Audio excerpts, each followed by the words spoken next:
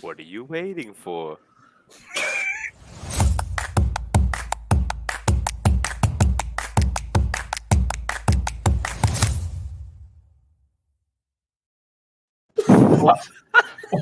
That's ruined the episode already. What's this? What are you waiting for? Well, boys, what are you waiting for? We're here. We're back. The four of us, by popular demand, we're here, and we're in a good mood. So I hope you are. Mariner here. How are you doing? This is, I think, the seventh show of the 21-22 season. We're continuing with our journey into the pre-season. Someone's got the mic on too loud. I don't know who it is. So someone needs to check the sound. It sounds maybe the drug baron in the corner with heavy breathing. I'm not quite sure. I'm not quite sure whether it's Ali G or a drug baron. No, Ali G's going to come through at 1,500 subs. But thank you, everyone. All our haulers, we love you. Thank you for the 1,000 subs. Ali G soon come. I like. That's for 2,000 subs. We've got big targets, lads. Man. This is the season. We're going to get that top 10K rank all together. Yeah, I like. Hibbo's got a clock in his corner. He's now being shamed into putting a background in, apparently. That's already been said in the chat. He's got a quarter clock. Pablo Escobar in the top right. Oh man, that's two of you down. I'm next. This Mariner's got his sights on us today. I can't really quite think of what to do with you yet. I'm still working on it. I'm here. I've got boxes. I've got Gareth Bale on this show. That shoulder, there he is. You know, shit shirt on. Celebration. 6 a.m. Love it. Anyway, podcast listeners messaged me, Mariner, and they asked about Gabe last week. We mentioned what was behind him, and only the YouTube viewers understood the comment. So that's how you pin him today, because he's also trying to hide from the trolls by putting backgrounds on. And yeah, I think you're too quiet now as well. You're now too quiet. You need to do a sound check. Okay, I'll bring it a bit closer. Right, so can you tell us, Gabe, about the painting later, yeah? We will. Yes, yeah, of course. It's a masterpiece. We'll get to that one. Right, okay. Hibbo, how are you doing, man? Good. Job interview this week. It seemed to go well, but back to my full-time job, FPL, 1,000 subs. We're very close to 3,000 downloads on the pod, which is amazing because we're only going 4 months in pod. So exciting times, but looking forward to tonight's show. And this is, I was going to say, this slide is already out of date, but I've not even put them on the screen. So there we go. It's quite normal. We've already I did my notes on Monday. I didn't think we'd hit 1,000 subscribers, but we have. And guys, I mean, I think I'm just on behalf of us all. I think we're just completely shocked and made up at how things are going. Right? It's just fabulous. And what we've decided to do, guys, is.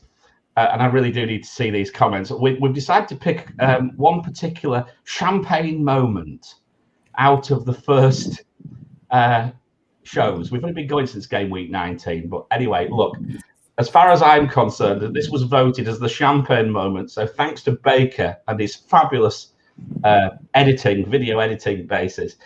Here we go. Are you ready? Are you ready for this, boys? Definitely our most popular member of the Net That Whole crew, and you can definitely be our 5th crewmate now going forwards.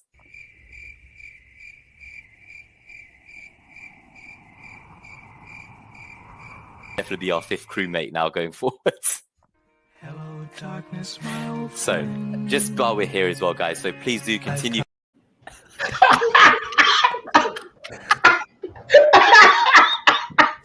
Many more to come, many more. Tumbleweed incoming.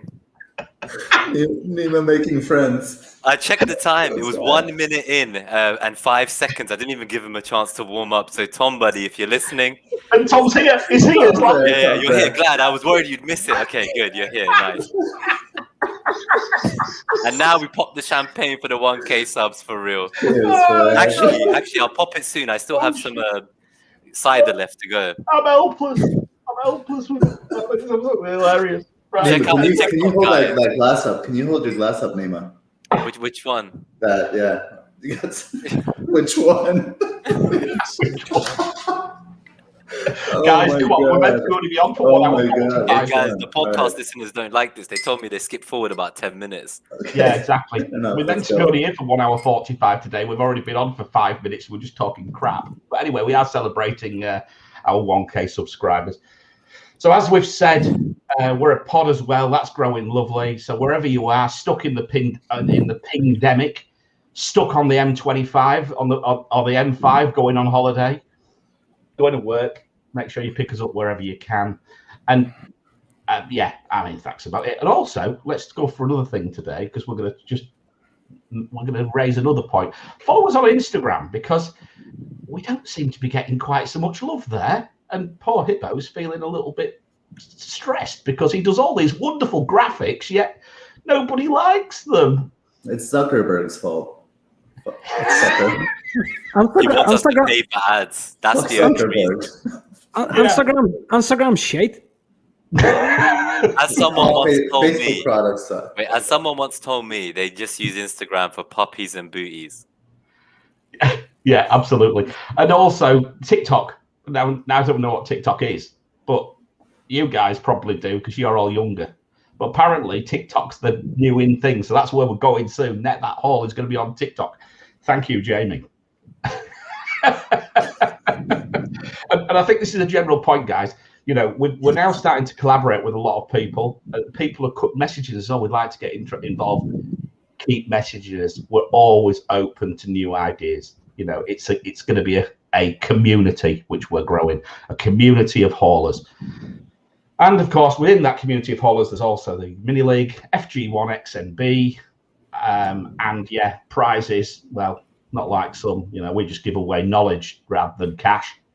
FPL Obsessed book, Matt, and also a subscription to Fantasy Football Fix. We're hopeful to have some more things, but at the moment, Nima's too busy trying to grow a mustache than sort prizes out.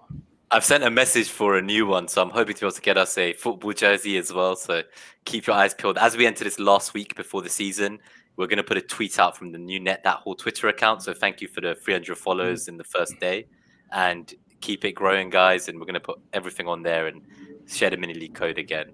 But there's not too many entrants, so you could win. No. And as for the 1,000 subscribers, we promised we're going to donate to charity. By the Tuesday show, there will be a screenshot showing where we have sent it.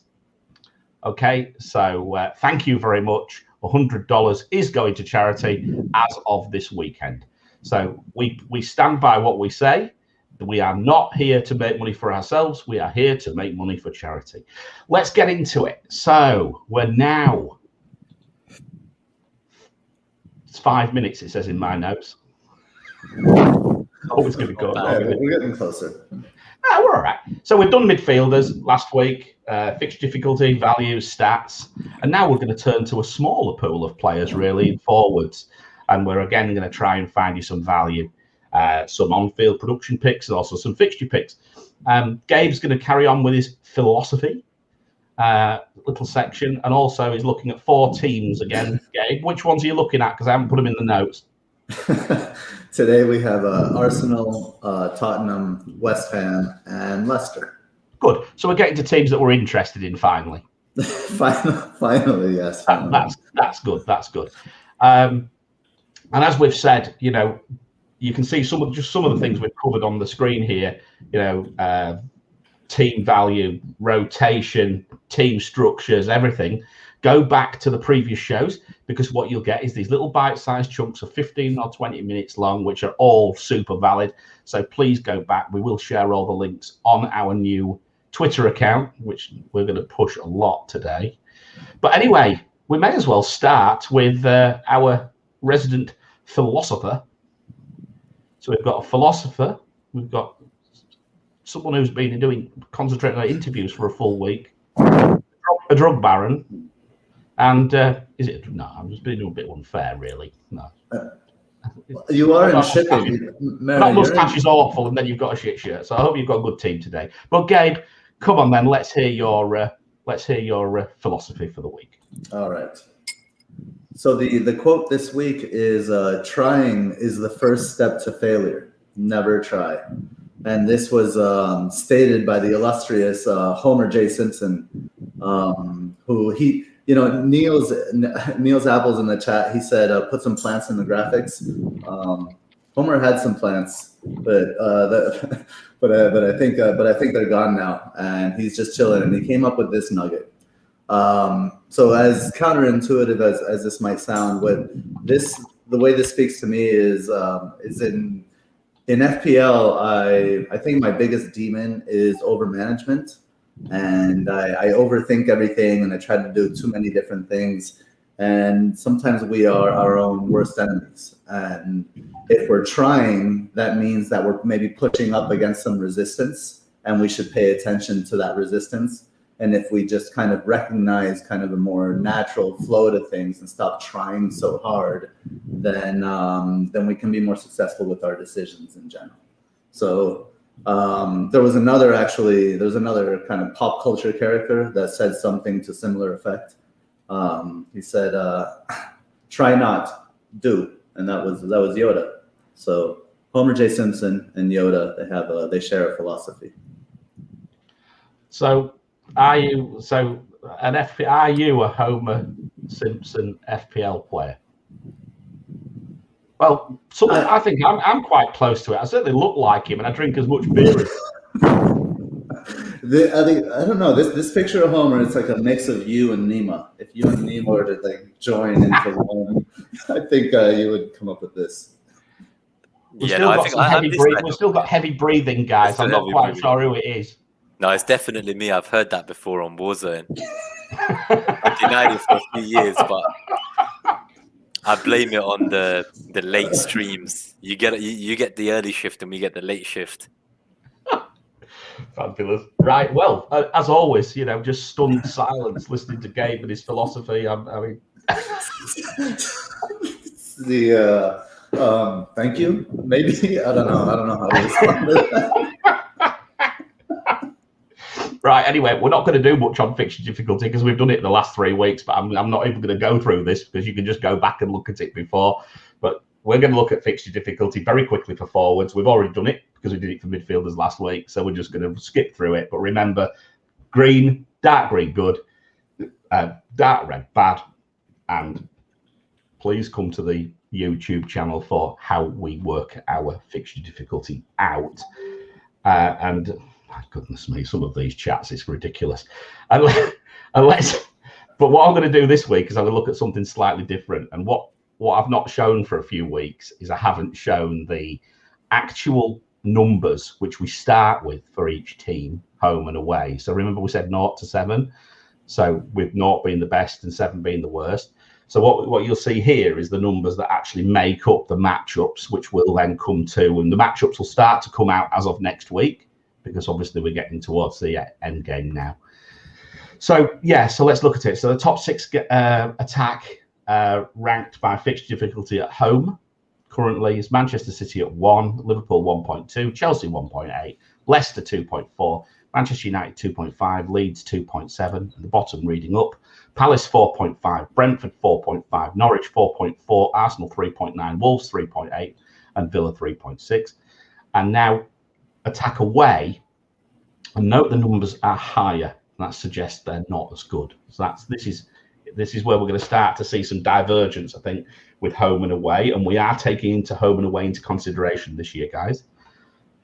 So let's start again. So Liverpool 1.5, that's down 0.3. City 2, which is down 1.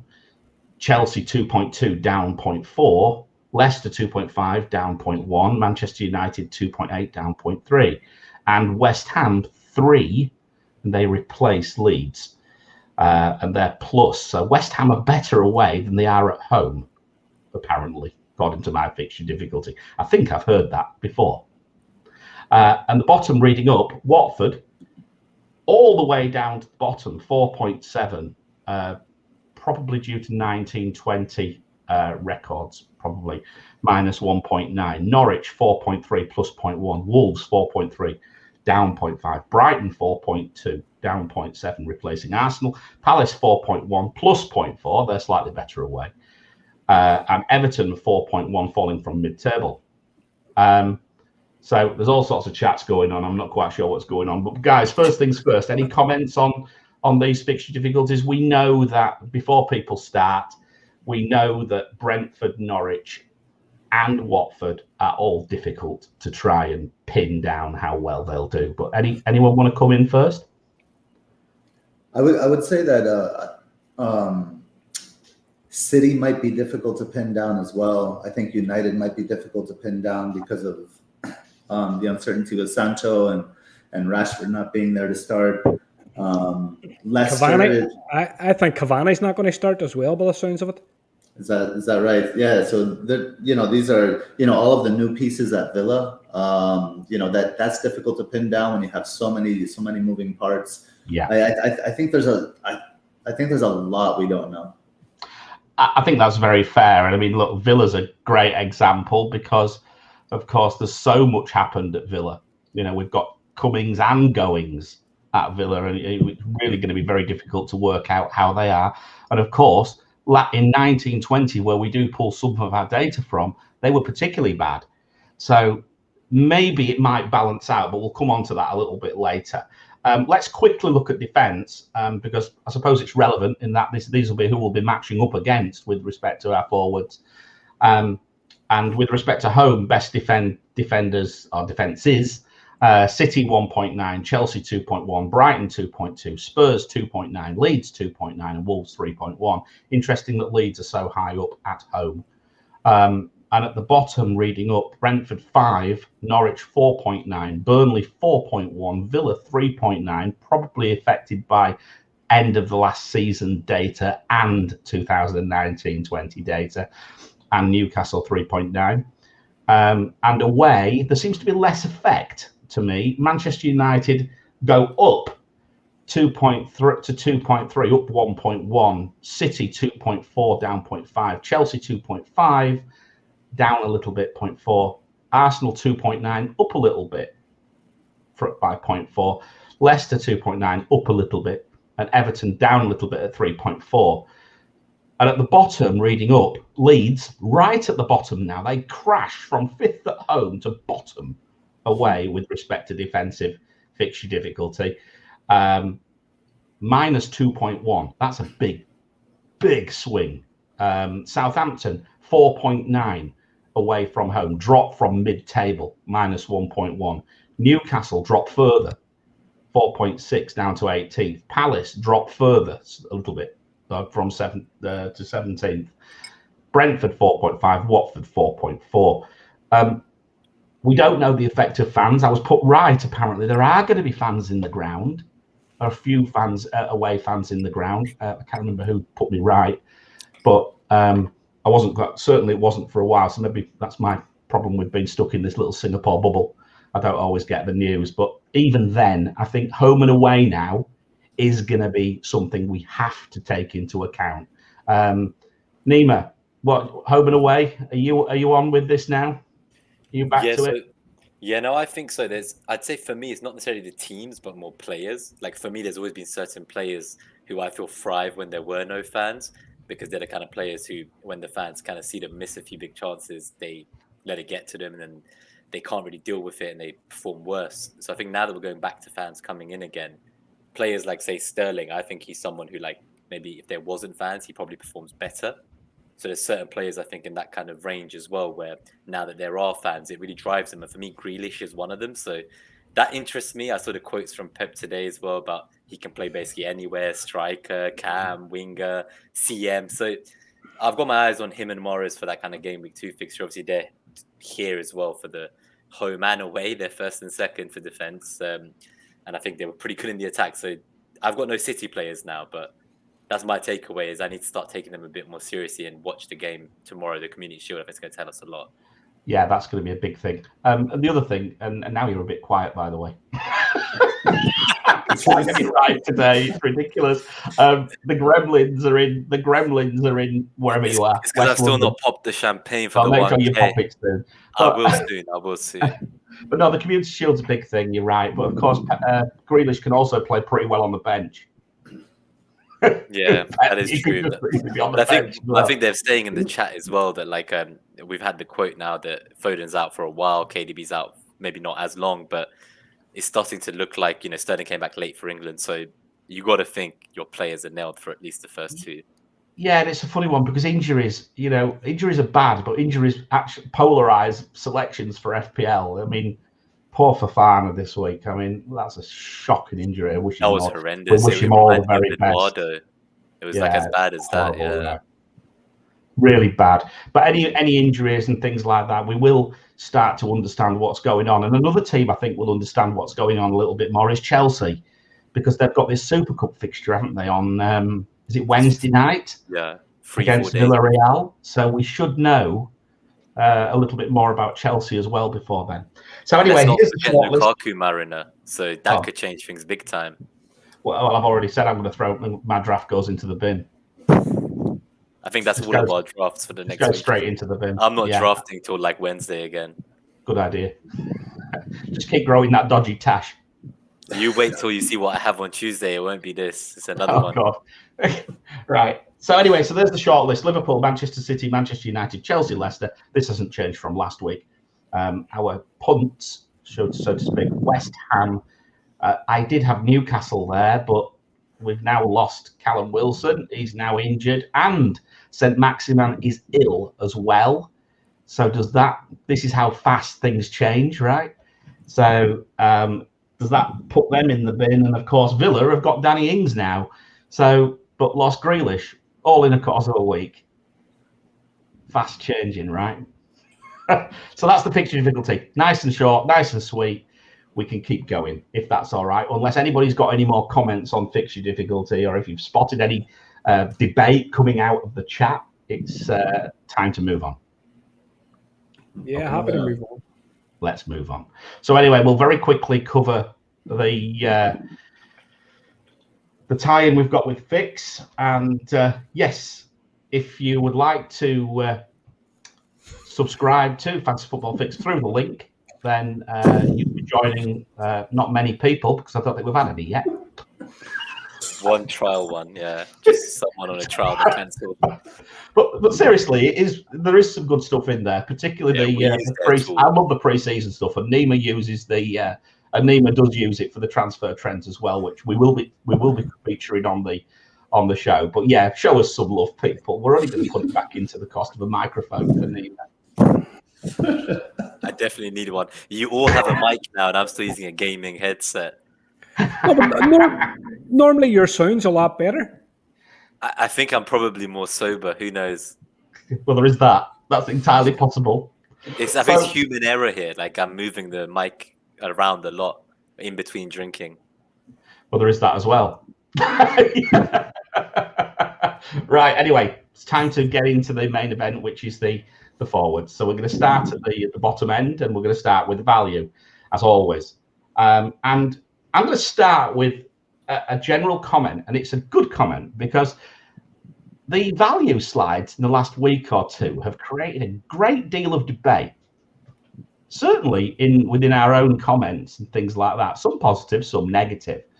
But we want to respond on them, because we like debate here, and nobody's wrong, but we have our own views, and we're going to give them. So I'm going to touch on the value itself. And of course, the value is calculated. It's all down to basically, in a sense, how much time they spend on the pitch. And remember, stats are stats, guys. You've got to look through the stats to find the reality, engage the grey matter, consider other factors like injuries, rotation risks. All these stats now could be all to cock from what's happened in the last week. I use value as to look at it as to what it might have been, where we might have been had a player stayed on the pitch longer, or been on the pitch longer, whether it be the fact he's not been injured, or whether the fact he's got a place in the team and he's managed to hold on to it. So yeah, look at the projections for me. That's where I would come. It worked for Souček last year. We pinged Souček last year, a number of us, and it worked. Could it work for someone like Smith Rowe this year? He is that type of player who could explode onto onto our FPL team sheets, quite frankly, in my view, when we look at value. Hibbo, there was also a question about points per 90 rather than points per appearance. Can I bring you in on that point, please? Yeah, no problem. So there was a question that came through on the YouTube comments. So in relation to, I suppose, how we frame the stats. So you're talking about, say, points per 90 or points per appearance. And it was a question from a fella called Bryce Sutcliffe, and I thought it was a good question. So he was questioning the use of per 90 stats as opposed to looking per appearance. He felt per appearance was preferable. And he was talking specifically about two players. He was talking about, say, Jota and Foden. So there was a fair bit of difference, obviously, between their per appearance stats and their per 90 stats. So I responded on YouTube. And basically my response was like, obviously, for me anyway, per 90 stats, it's a fairly standard metric. But you have to look at it with the minutes in mind, okay? So like when we did the episode on defenders, when we looked, say, per 90, who came out on top? Alonso. But like we knew yourself that Alonso was obviously going to be like a rotation threat. He wasn't really a good option, but whenever he plays his minutes, he obviously does well in terms of XG and he does well in terms of XA. What I would say about Bryce Sutcliffe's point, he's being preferable to say per appearance, but what I would say is when you look at per appearance data, it includes cameos for subs. So Jota and Greenwood, when they're on the bench, they're coming on a lot of time and they're maybe not doing anything in the, say, 20, 30 minutes that they're on the pitch. But per 90, I think, gives a different dynamic because you're looking at the potential of what the player can actually do in the time that they're on the pitch. And I think we're looking at that in relation to maybe issues around teams. So, like, we're looking at the minute and say, like, Rashford's he's potentially going to get this surgery on his shoulder. So Greenwood's going to play more, you would imagine, during that period of time. You're talking about Firmino. He's had back-to-back tournaments for Brazil. So that's going to push Jota into the fore. So I think if you're always looking at stats in terms of per appearance, are we going to maybe shade these guys and not pick up on the fact that they're good per 90 and then lose out on the opportunity to bring them in when the chances come for them to play in the first team? So I think you have to look at it with a bit of balance. I do like per 90, but obviously always with the context of, are they going to get the minutes? Like we're not trying to spin a narrative to say, oh, look, Jota's got great per 90-minute stats and he's nailed. We know he's not nailed. But we're looking at the context of, look, he's maybe going to come on that team in the near future. And if he does, he's going to be a good pick. Same for Greenwood. I think you've explained it far better than I could. I use it from a perspective of it gives a consistent measure as well. I think that's the way I'd like to look at it with respect to, you know, you're at least taking it to one level, whereas obviously appearances vary so much. So, but yeah, I think you hit the nail on the head very well there. I think that's lovely. Gabe, yes, please. Yeah, I was just going to say, while it does give it a common denominator, right? The one thing is like playing one full match, 90 minutes, is not the same as playing 9 minutes and 10 matches. And so I think maybe like I think per start is an interesting one if you can get that stat, because we want to know, like, we know what assuming we know what the rotation risk is, we want to know what this player is going to do when they start. If they don't start, then whatever, you throw in the towel and anything they get is just a bonus. Yeah. But when they start, that's what you really want to know. And I think Fantasy Football Hub has that option. Yeah, I think the idea is when you look at value, if you then factor in the rotation, that should correct it somewhat, in my view. That's why if you look at the graphic which you're looking at now, we put points per 90 on, but we also put the rotation on, and we put the value. So you can look and see which bit is the most important to you from my perspective. So, right, okay. So I think that covers that bit. Now let's go into this slide, because it's been on the screen for a while for people to digest. So we're looking at forwards between 4.5 and 8 million. So by price and considering points per 90 as well, okay, and we're looking at the full season here. So 4, 5, and 5.5 for existing players in the Premier League, so in other words, people who played last year, is a wasteland. Not a lot to say. At 6, we had Welbeck. He's now injured. 14.8 ppm, nothing much to write home about, with a rotation of 21% and 5.2 points per 90. Benteke, at 6.5, 16.3 ppm, but only played around 1,800 minutes. 5.2 points per 90, rotation 27%. Upside, possibly. Ask Surya. Surya was on Benteke at the end of last season and did very nicely, thank you. Now, other things at 6.5, more play 16.2, no thank you. Rodrigo 13.7, interesting maybe, but not Patrick Bamford. And so Morpie is more nailed than others, but doesn't appeal to me one bit. That's me. I mean, look, I'm happy to listen to the argument about that. I'm seeing a lot of talk about him, so we'll come to that once we finish the slide. But people are talking about him because of the injury to Welbeck. It's been confirmed to be for longer than expected as well. Yeah, but I didn't realize Welbeck was holding so many people back from Mumbai. I know, but Like what it all came out, like, wow, really? Like, I'd say Trossard is who I'd be looking at. But obviously, it's a forwards episode. Like, if I was going to get a forward in light of Welbeck's news, it would be Trossard, just in case he plays further forward. Look, let's face it, Brighton need to sign a forward. If they sign a forward, then they come into our thoughts. Until they do that, for me, they don't. Right, look, Tony's not on there, but I'm going to bring Tony up because he sits in this section. Okay? Championship, 31 goals, 10 assists, 9 penalties. Now, FPL Serpent, who helped us out with one of our teams, he dropped a really nice thread on Twitter yesterday. And what he did is he did some project. He looked back on all the players, you know, as to how goalkeepers, whether they got more clean sheets or less clean sheets, more saves, less saves. And he also covered the forwards. And interestingly enough, he came up with the fact that the forwards production dropped by between 50 and 66% from championship data.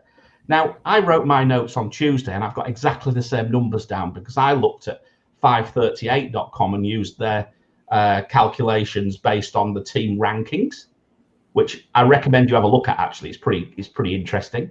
But look, let's look at this. So if Tony dropped by 66%, he'd get 11 goals, 3 assists, assuming they don't win as many penalties, which I don't think they will. And I think, Hibbo, you've got a thing on penalty, you've got a view on penalties as well, I think, somewhere around that.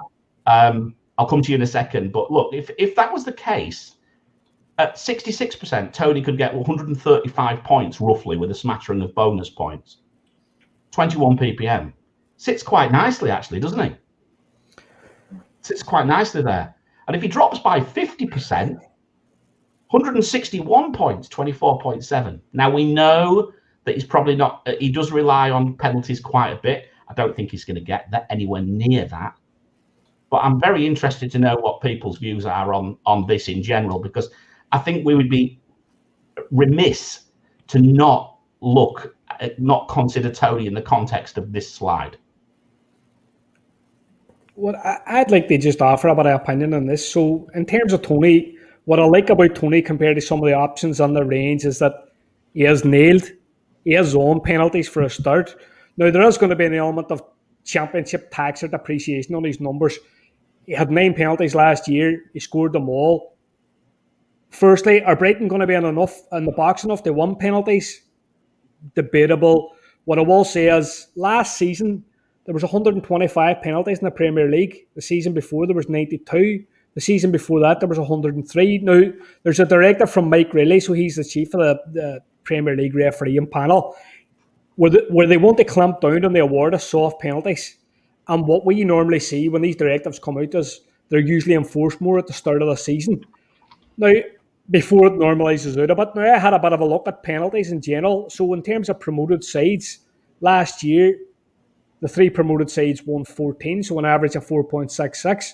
The season before, the 3 of them won just 6 between the 3, so an average of 2. And then the season before, they won 11 between the 3 of them, so an average of 3.66. So like if we're looking at, say, 29 penalties, I don't think it's going to happen. I think maybe somewhere around the 3 mark, maybe I would rate 4 at best. Yeah, I think that's pretty fair. I do think, and it's interesting that 2 separate analyses has come up with a similar sort of depreciation for Championship to Premier League. I really think that's, to me, I think it's cemented a lot of thoughts. It's also probably means I am going to go with him, because I think now we can, if there's more than one metric sort of like lining up, I feel a little bit more confident that he's going to be, that we know where he's going to land. I'm just looking in the comments, there's people talking about, 140 to 160 points. Can I just add that only like 21 players last season got over 150 points, and there was only 5 forwards, and they were like Kane, Bamford, Vardy, Watkins, Calvert-Lewin. Like Tony's good price. I think the fact that he starts 1 million more than Bamford did last season, and he's obviously not playing for Bielsa, like that's enough for me to think he's not going to get more than the kind of 140. I'd say that's probably the ceiling for him. Yeah. Okay. All right. Let's see anyway. Let's go to 7 million, and we go to Chris Wood. But he's been at the Olympics. But Chris Wood was my season wrecker last year. I don't mind admitting it. He ruined my rank because I didn't get on him. I missed him by 0.1. I ended up with bloody Vidra of all players. But if Barcelona continue to play as they did, and I'm not sure they will at the start of the season, then I expect I'm going to own him sooner rather than later. But look, Burnley are 14th out of 20 in matchups with respect to the top first 5 fixtures, so they're not too great. Adams, I started with Adams last year, 19.6 ppm, 4.6 points per 90. No Ings, so he's the focal point, but Southampton fixture difficulty is poor, 15th out of 20 in matchups 1 to 5. I'm not keen on either. I mean, jump in, guys, if you want, because otherwise I'm going to go to the 7.5 area, and I'm going to term it the place of broken legs and broken glass. The greenhouse level of forwards. This is where the injury boys sit. This is where the glass-limbed guys sit.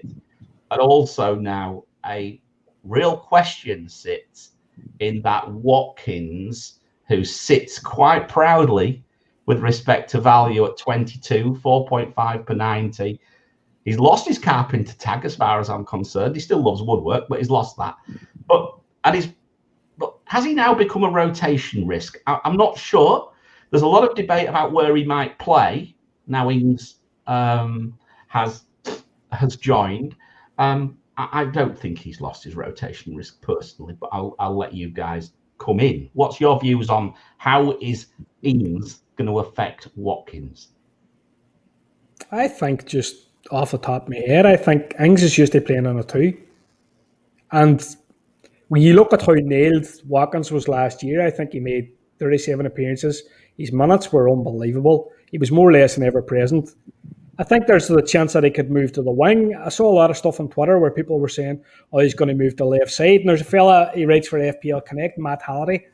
He's a Brentford fan, and Matt Halliday's fairly steadfast in his view that he played on the right side for Brentford. So I don't know if Twitter's maybe just picked up on this and decided they run with it or not. But he could play in the wing, which would dent his appeal to a certain extent.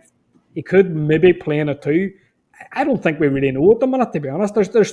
I'm getting a lot of kind of Chelsea vibes with Villa at the minute, or Chelsea of last year, where they signed so many players at the one time, and we don't really know where everybody sits in the picture of how they're going to play.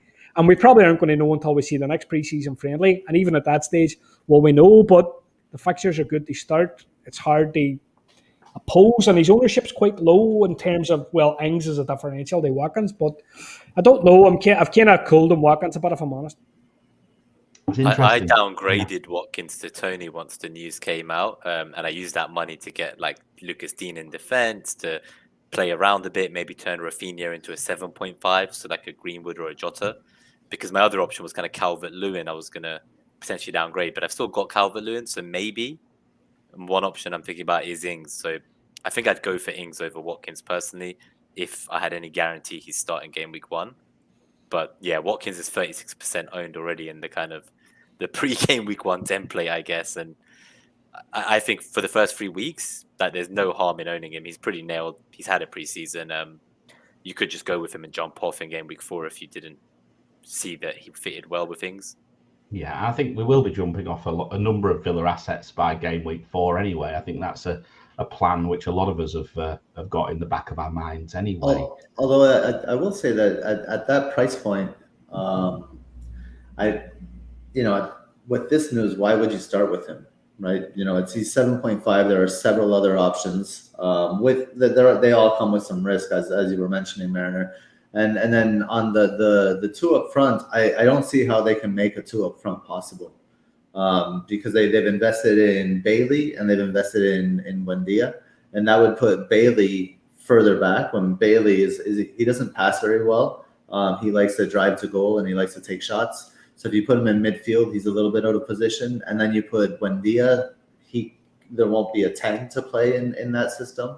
So what would he be on the other wing? And then one of them would be on a wing that's not natural to them. So I don't see the fit with 2 up front unless they go to 3 at the back, and then you're changing the whole team just to fit in one player. And I don't think they'll. I don't see how they would get that done in such a short amount of time. So I think just the simplest way forward is to throw Watkins on the wing.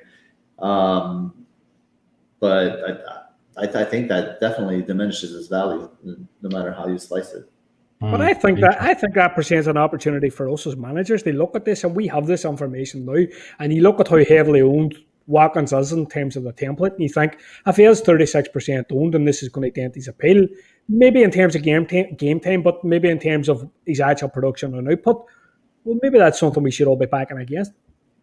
Personal opinion, I'm leaning that way myself. That's right, and you're known to break that temp. That's what you're going to do for us all season. Is you're going to try and break that template. It's the same as what you write for in Hub. So I accept no invitations on that one for sure. Accept no invitations. No, but I'll tell you what I want to do, right? See, in terms of my game week 1 team, I want to minimize risk as much as I possibly can. And see, in terms of Watkins, I saw him very much as my avenue on the minimizing risks under my forwards, because it was so much guaranteed game time. And now I'm just not sure. I don't know where he's going to play. I don't know if he's maybe going to get rotated. I don't think he's going to get rotated. I think he's potentially going to play in the wing, but it does diminish him to a certain extent. And the other thing to mention is just Leon Bailey. If him not being a good passer of the ball, if he puts Leon Bailey on the left-hand side, which some people have suggested because I think he's maybe played there for Jamaica, you lose what's best with him a little bit. He's best cutting inside on his stronger left foot, so he is much better on that right-hand side. So it just makes too much sense in the short term, at least, to put Watkins on the left. Yeah, no, it's a good. It's very, very interesting debate. I like this one. It's one that I think we can pin. I think and certainly refer back to. I'll just go very quickly back to the graph again. And on the table, and we see Callum Wilson. Well, we know he's now injured, but he would normally start fast, but not with one leg. So Richarlison's still at the Olympics. Forget him for the short term, I would say. And cans of Guinness being opened in Derry, by the sound of it. Celebrations going on. And Antonio, 15.7 ppm value wise, but he's explosive when fit, but that's the risk. And I think this is where we come to some of the challenges. Really, we are going to look at just one comparison in a minute, but Bamford and DCL 8 million, top of the pile value wise. Bamford 24.3, not great fixtures to start with, but 5.7 points per 90. I think still look great. I was a bit concerned about his value when I first thought at 8 million, but the more I look at it, the more I still like it, actually. And DCL 20.6 ppm, 5.2 per 90. I'm concerned. I was a DCL owner last season. At the start of the season, I brought him in for the first game week, and I benefited a hell of a lot from it. A hell of a lot. I'm really concerned that we are going back to an Everton of old. We seem to be losing that creative spark out of midfield for a number of reasons. And for me, I'm cooling on Calvert-Lewin. And of course, Ings, who is quite a bit further down, but now at Aston Villa, we've already covered, I think. But we can comment. So let's just quickly talk around the 8 million point guys. Nima, do you want to start? Yeah, so I guess for me, the main thing is I'm currently still on Calvert-Lewin. I've been on him for kind of weeks. I did mention I may go to an Ings or a Bamford. I think Bamford I'd rather wait till kind of closer to when their fixtures turn. So that really just leaves Ings and Calvert-Lewin in my mind. There's some talk about how he's coming back late and stuff from the Euros, but for me, that's actually a good thing in his case because he barely played. So the fact that he was able to stay match fit over the summer and train with that team, you know, a team that got all the way to the final, I think that's a good thing. And it means he won't need long to get up and running. And we'll probably see him get started pretty quickly. I don't see any problems with that. But what I would say is my nervousness about Calvert-Lewin kind of comes from the fact that we saw last season, there was parts of the season where the creative players were out of that team. They weren't really there to support him and produce. So when Dean was out, when Rodriguez was out and stuff, he kind of just completely disappeared. He went through this really dry patch, didn't he? I think it was around game week 12 or 13 for like nearly 10, 15 weeks. He only got a few goals. And my worry is that what's going to happen with kind of Rodriguez wanting out of the club, the allegations I mentioned last week that have been made about another player, and there's only really Dean left. So I don't know. Like, I've got DCL, but he's not nailed in my team at 8 mil. It feels quite expensive, if I'm honest with you. Bamford, I've seen a couple of teams start with him to start with, and I don't hate it. Like, he's a pretty great player, and I'd like to double up on the Leeds attack, I think, when that fixture turn comes. So whether it's kind of Bamford and Rafinha and Harrison, I don't know yet, but he's definitely in my thinking, Bamford, just not now. And then finally, Ings. I think I'll move DCL to Ings if I know that he's definitely starting. If he's not guaranteed to start game week 1, if it's like a touch and go, I'll just get Buendia instead for the first 3 weeks. And I think I've committed to getting rid of Watkins. Yeah, Ings for me is, because it's that 0.5 more expensive, it allows me to potentially to drop, if I want to drop down to a 7.5 forward as well. So it almost like builds me a bit of space as to what to drop down to a player rather than have to try and find money to go up to one as well. So I'm a bit with you. I think Watkins is going to become Ings in my draft, actually. If I get a sniff, he's going to start. What do you think about, so just in the chat, they're also saying that some people at FPL Dallas, he's nervous about the forward options. He's got a 3-5-2.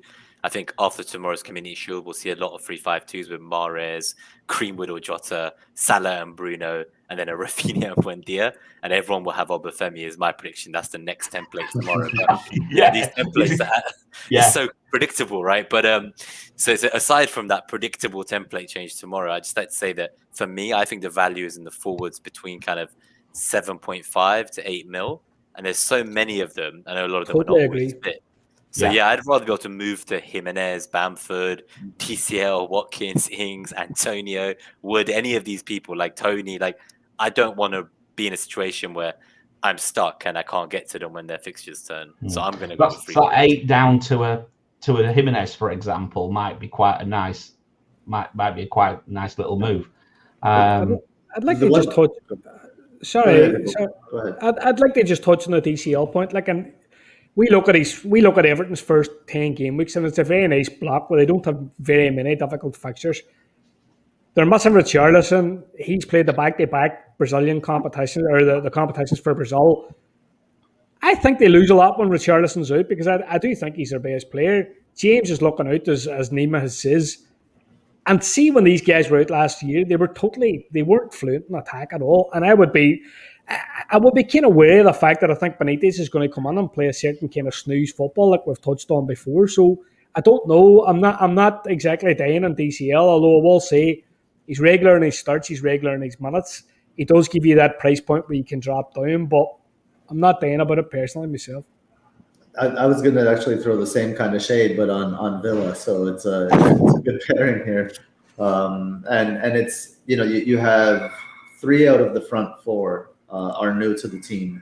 The one that is, the regular in the team, the veteran of the team will be likely playing in out of position.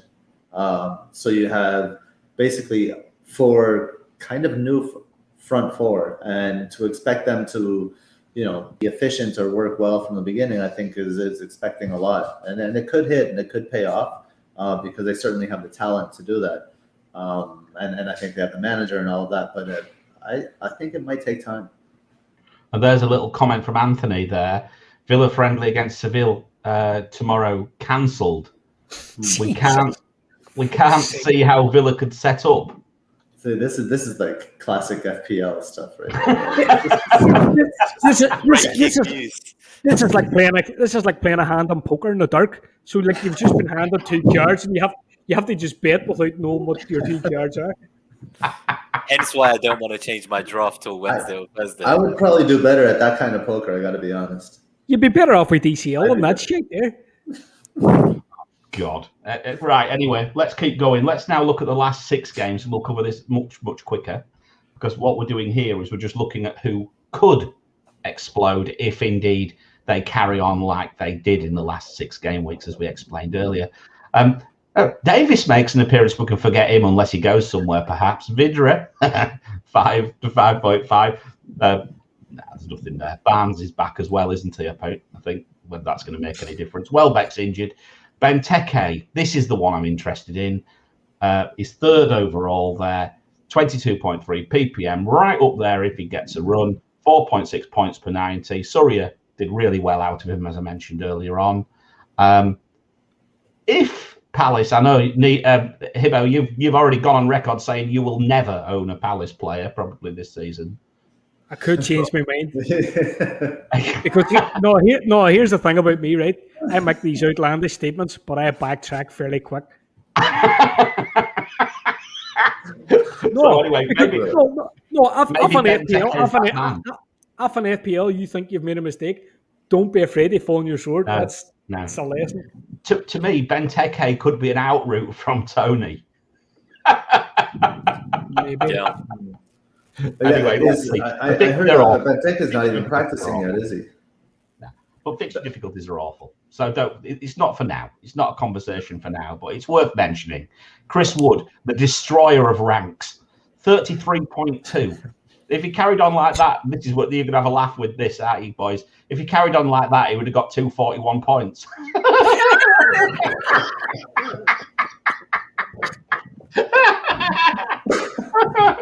There's more chance of Lord Lucan riding past on Shergar. Right. That's out of extrapolation shit again, isn't it? You know me, I love it. And Iniacho as well, with Harvey Barnes now being back, is another curveball, especially for Gabe because he hates him. And he's got an insane bias. And look, I love Iniacho. You hate him. Iniacho, I love Iniacho. Yeah, but you hate Harvey Barnes. Oh, yeah, he should be on the bench. But Iniacho, 26.4 ppm, run rate of 215 points. Now, 5.7 points per million. But Iniacho was in hell of a... I mean, to be fair, I know we were laughing about Chris Wood, but Chris Wood was in amazing form at the end of last season. I think if he gets good fixtures at some point, he's definitely an option. I agree with you. I agree. Chris Wood's been fantastic for years, guys. He's like one of the few forwards to get over 10 goals a season. Like predictable. You know how many points you're going to get. It ticks along. Decent price point. As you say, 7 mil at the start of the season there's nothing there now, but I think later on it could be quite nice, as Hibbo says, and good fixture run. I disagree. I can't think of anything worse than owning Chris Wood and him Barcelona. Just owning Chris Wood, him on your team with 2 points. I cannot think of anything more depressing in FPL right now than that. What do you say to those who captained him for his hat trick or 4 goals last season? I mean, I find some joy in your life. Well, I think they did. They had a lot of joy. They did find some joy. I could not do that. There's no way. I've had many FPL captaincy part worse than that. It seems so depressing. Really, you're putting the captaincy on Chris Wood, and even if it works out, I would still be depressed. Not for me. Not for me. You don't like the Aussies. They're on the other side of the world from you. I love the Kiwis. But anyway, when Hall of Fame number 2, well, there you go. I'm sorry, Gabe. You're being blown out the water by Tom. There we go. Let's not forget friend of the show, Big Man Bakar, last season had a lot of wood. He did. Yeah. He did, all day long. That wood. They had a good laugh about that, didn't they, on the wire? maybe that's fueling my aversion to wood. Maybe that's where it comes from. It gives you an idea of Bakar every time you hear his name. That's right. Oh, no. They were saying that was the first time Bakar had wood. No, I'm not. But the first time he'll have it will be when we invite him on to one of the Compass shows. So watch this space, guys. Absolutely. Another friend of the pod. Just finish off then. So I think Iheanacho is a great option, but I'm actually drawn towards Harvey Barnes at 7 million at this moment in time, particularly the goal he scored the other day. Really, it was an absolute cracker. We'll just finish with Bamford. His consistent look is still there or thereabouts. 18.1. He wasn't necessarily in flying form at the end of last season, but he was still up and about there. So I think value-wise, I think I quite like Bamford. Even 8. And it shocks me because I genuinely thought I would be thinking that he's just too expensive. And this has changed my mind. Right, I'm going to bring the power tables on now. And this is where I'm going to throw it over to you, Hibbo, to go through it is you, isn't it, Hibbo? Yeah, it's me, yeah. To go through some of the on-field stats for it, if you wouldn't mind. I know we've covered a lot of discussion around the players already, but I think if you want to just put some statistical sort of twist on it. Yeah, no problem. So we'll just kind of skip through basically the main players on the table. So like we have Kelechi Iheanacho. He's obviously the standout at the top of this table for forwards, priced 4.5 to 8 million. And in terms of his production per 90, he's got an XG of 0.61, an XA of 0.31, and his combination XG and A is 0.92, which it actually bettered Harry Kane. What I will say about Iheanacho, minutes are very important, but a context here. So if we look at Iheanacho, it was very much a tale of two halves of the season. So in the first half of the season, he made 10 appearances and 8 of them were as a sub. But from game week 20 to game week 38, he made 15 appearances and only 1 as a sub. So late in the season, he obviously nailed down a spot, as we know. There are a few more moving parts with Leicester. Harvey Barnes is back. It looks like Maddison's going to go to Arsenal for whatever sums he's committed in the past. Daka has arrived from Salzburg. So as good as Iheanacho's numbers have been, I think if you're going to be a kind of player that's talking about minimising the risks early doors, are we 100% sure he's going to start? I personally do think he's going to start, but there is a bit of a fear factor around him. Bamford, I'm going to touch on next. So, very secure in terms of both starts and minutes. We know he's durable. We know he's in pains. In terms of his production per 90, we're talking about an XG of 0.56, an XA of 0.18, and his combination XG and A was 0.74, which ranks 4th amongst all forwards, regardless of price.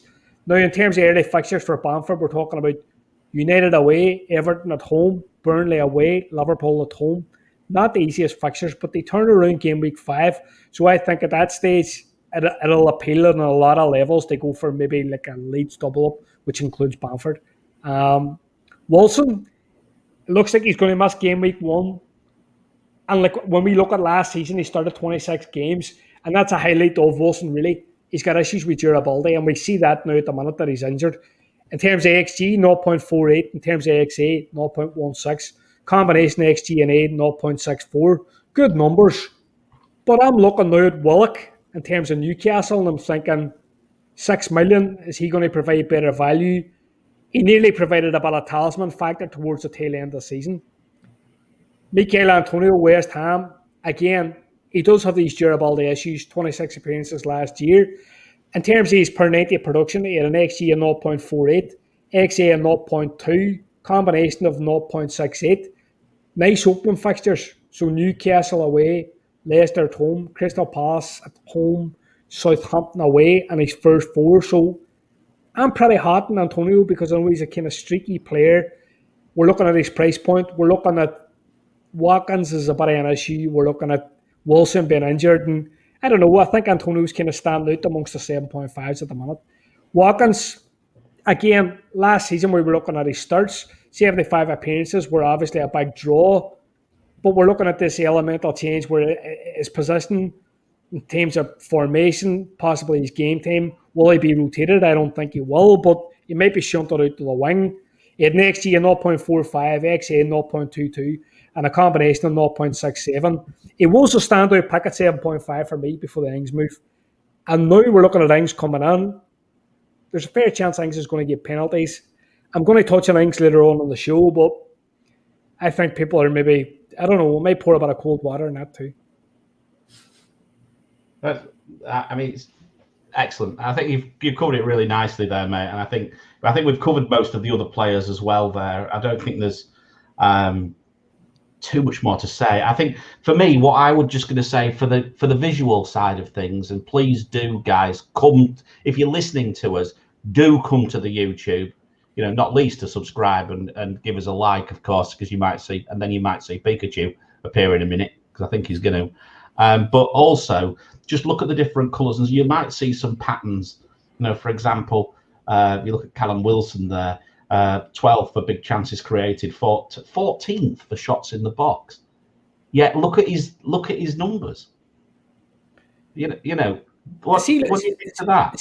See, looking at this table, the player I think that could be the standout is the player at the top of the table, and nobody has him in their team at the minute, and we're all kind of avoiding them because we're looking at Patson Daka and Vardy and Barnes and the whole kind of narrative around Leicester at the minute, and we're looking at the fact that he was rotated in the past. But when we look at his numbers in the second half of the season, he was off his game, and it wouldn't surprise me if Aniacho came out of the blocks flying, and nobody was on him. Like, it's if you're Rodgers, how do you sit him, right? How do you keep Iheanacho on the bench? Good point. I don't see it. Lance, like we talked about this, Lance, last year when they played Chelsea. I know me and you were talking about this personally, and Rodgers benched them against Chelsea in a match that he needed. They won. And we were texting, and I was just like, how the fuck is he? How's he put him on the bench? Because he is basically their best player at the minute.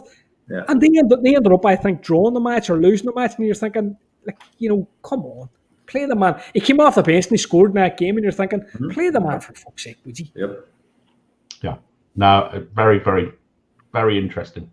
And he has been in my drafts actually, but at the moment he isn't. So making me rethink this again. We're just going to have a quick look at the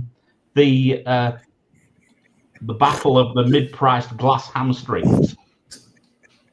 Should we mention, just since we were talking about Leicester and we're at that price point, should we mention a little bit about Patson Daka? Well, you still get your matchups to do because I forgot to put them on at the start. So do you want? You forgot. I've been messaging you frantically in WhatsApp saying I'll do them at the end.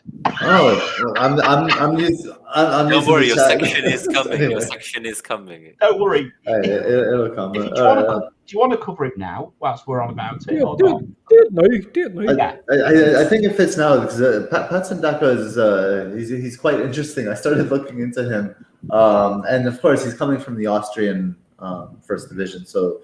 Take everything with, I don't know, do you have any metrics on that, Mariner? You know, it's like Austrian first division.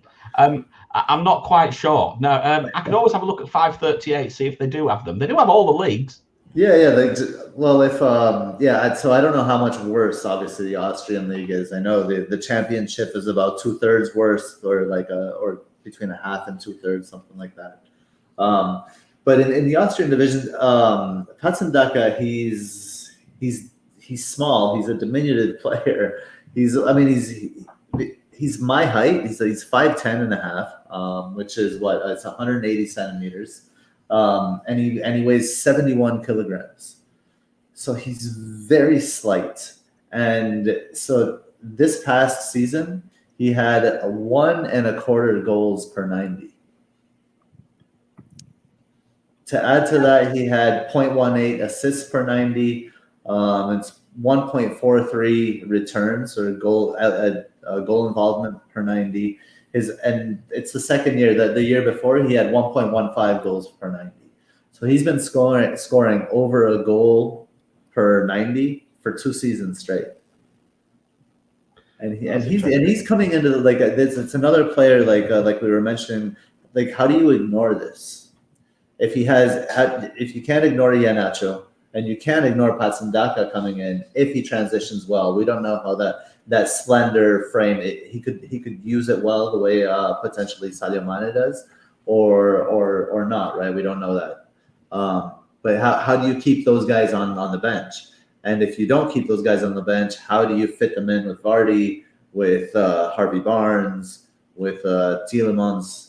There are a lot of moving parts in Leicester right now, but I think it's a really interesting team. Yeah, no, it's a good point. I will. You've got my thought process. My brain's whirring now. I'm going to go and have a look at 538 later, and I'll send you the numbers. See what it actually is. Let's quickly go on to this. The battle of the mid-priced glass hamstrings. We just thought we'd do one nice graphic as always, because we need to promote our Instagram, which doesn't get enough love. We've said that twice now. Hibbo. Yeah, so just to touch on a few of the stats that are on here. So this was a bit of a comparison, obviously, between Danny Ings and Mikel Antonio. The previous comparison was between Callum Wilson and Mikel Antonio, but I think his hamstring broke by the time I made the graphic, which wasn't really good. It's not funny. It's not funny. No, we wish him well.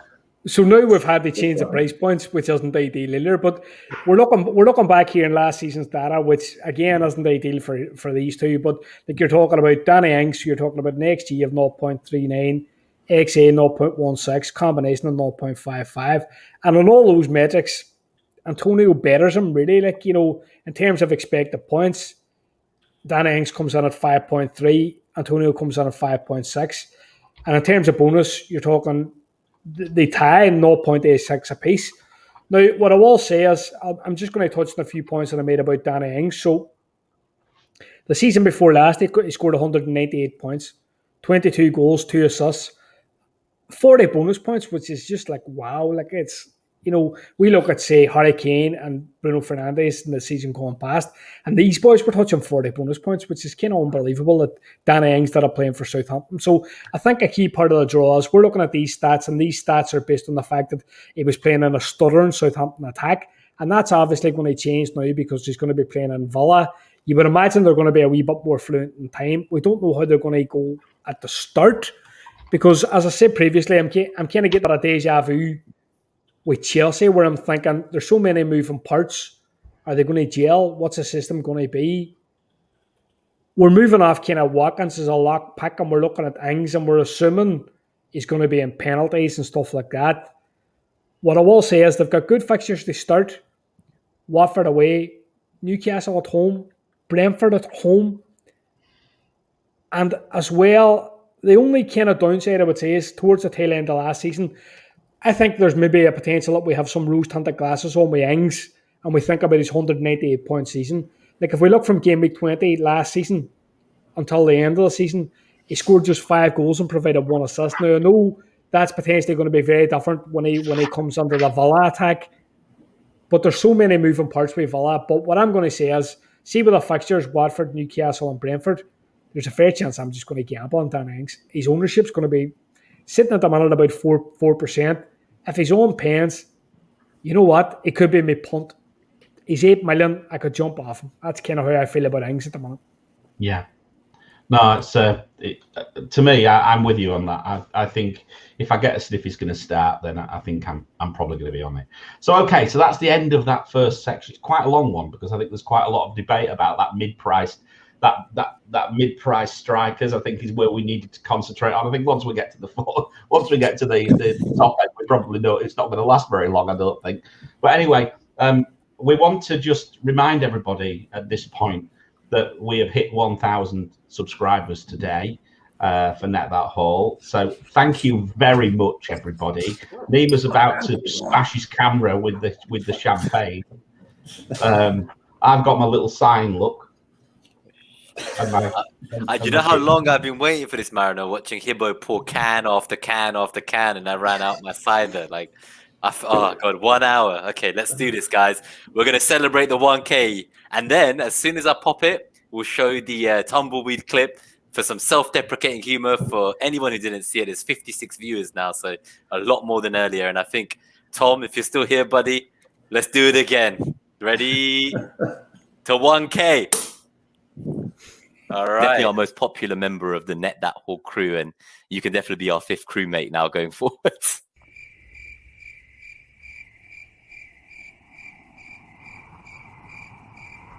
Definitely be our 5th crewmate now going forward. Hello, darkness, my old So, friend. just while we're here as well, guys, so please do continue. I feel sorry for the podcast listeners. Well, they better come. They better come to YouTube. They better come to YouTube, haven't they, and watch it. They're not going to get the full experience of that Haul. They're not going to get my shitty shirt, your shitty tash. Here's one to every supporter of the pod. My shitty decor. Your shitty decor. We've let you out though, because at least actually maybe we haven't. Maybe you're still in your prison. But what we have done at least is given you a clock to know what time of day it is. Actually, it's just an 1/8 of a clock. It's just a little slice. That's so I know what time they shit at. Anyway, whilst we're at it, let's exercise that. Let's just refresh our vocal cords for a second. So here we go. Are you ready?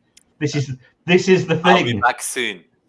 What are you waiting for? Are you craving more FPL content? Then look no further than allaboutfpl.com. Head over there for weekly articles from some of the top content creators on the planet.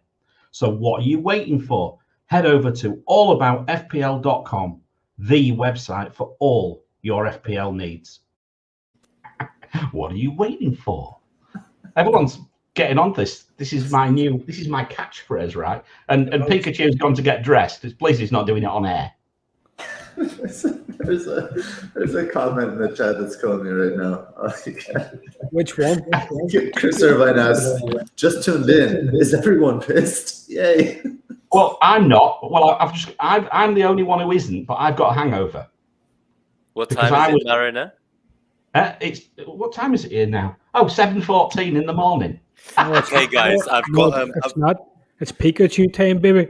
It is 50 likes, guys. Pikachu's back. Well, it's 7:14 in the morning and Pikachu time. Come on, put your camera on then. Okay, let's do it. All right, let's do this, guys. All right, let's take this shit serious now. 1K subs, lads. Someone screenshot this shit. Someone screenshot this bugger. Someone's got to get that. I don't know what is screenshot. No, don't worry, not you, man. The haulers. What are the haulers for? Oh my god. This is peak podcast right here. I mean, look, we've only got 1,000 subscribers. We're celebrating like we've got 100,000. Yeah, but it doesn't say how many more we have now. Imagine what the party's going to be like. You'll be pleased to know the channel has now monetized. We will now earn about 10 cents an episode. Look forward to that. We're not going to earn that. It costs more to upload the pod than it does. Yeah, it does. You're right. Yeah, it does. Anyway, we might cover our costs one day. That's the main thing, isn't it? I just wanted to say, sorry, one last thing. So yeah, allaboutfpl.com, definitely like a great free resource. Gabe and I both write there as well. I'm a kind of co-editor with a team of 6 co-editors. So fantastic business started by Surya, who's going to be joining the show every kind of other week, I think it is, isn't it? On the Matchup Captaincy show with you and Gabe. So that's going to be quite exciting as well. And looking forward to kind of that partnership between All About FPL and Net That Haul this year. I think that's definitely going to become a lot stronger, and going to be a lot of kind of Twitter Spaces, Clubhouse events, lots of different formats to interact with both brands. And whilst we're on Twitter Spaces, Gabe, do you want to plug? You read my mind. You read my mind. So speaking of Twitter Spaces, this evening for me. So what time? That'll be in about 6 hours. Is that right, Mariner?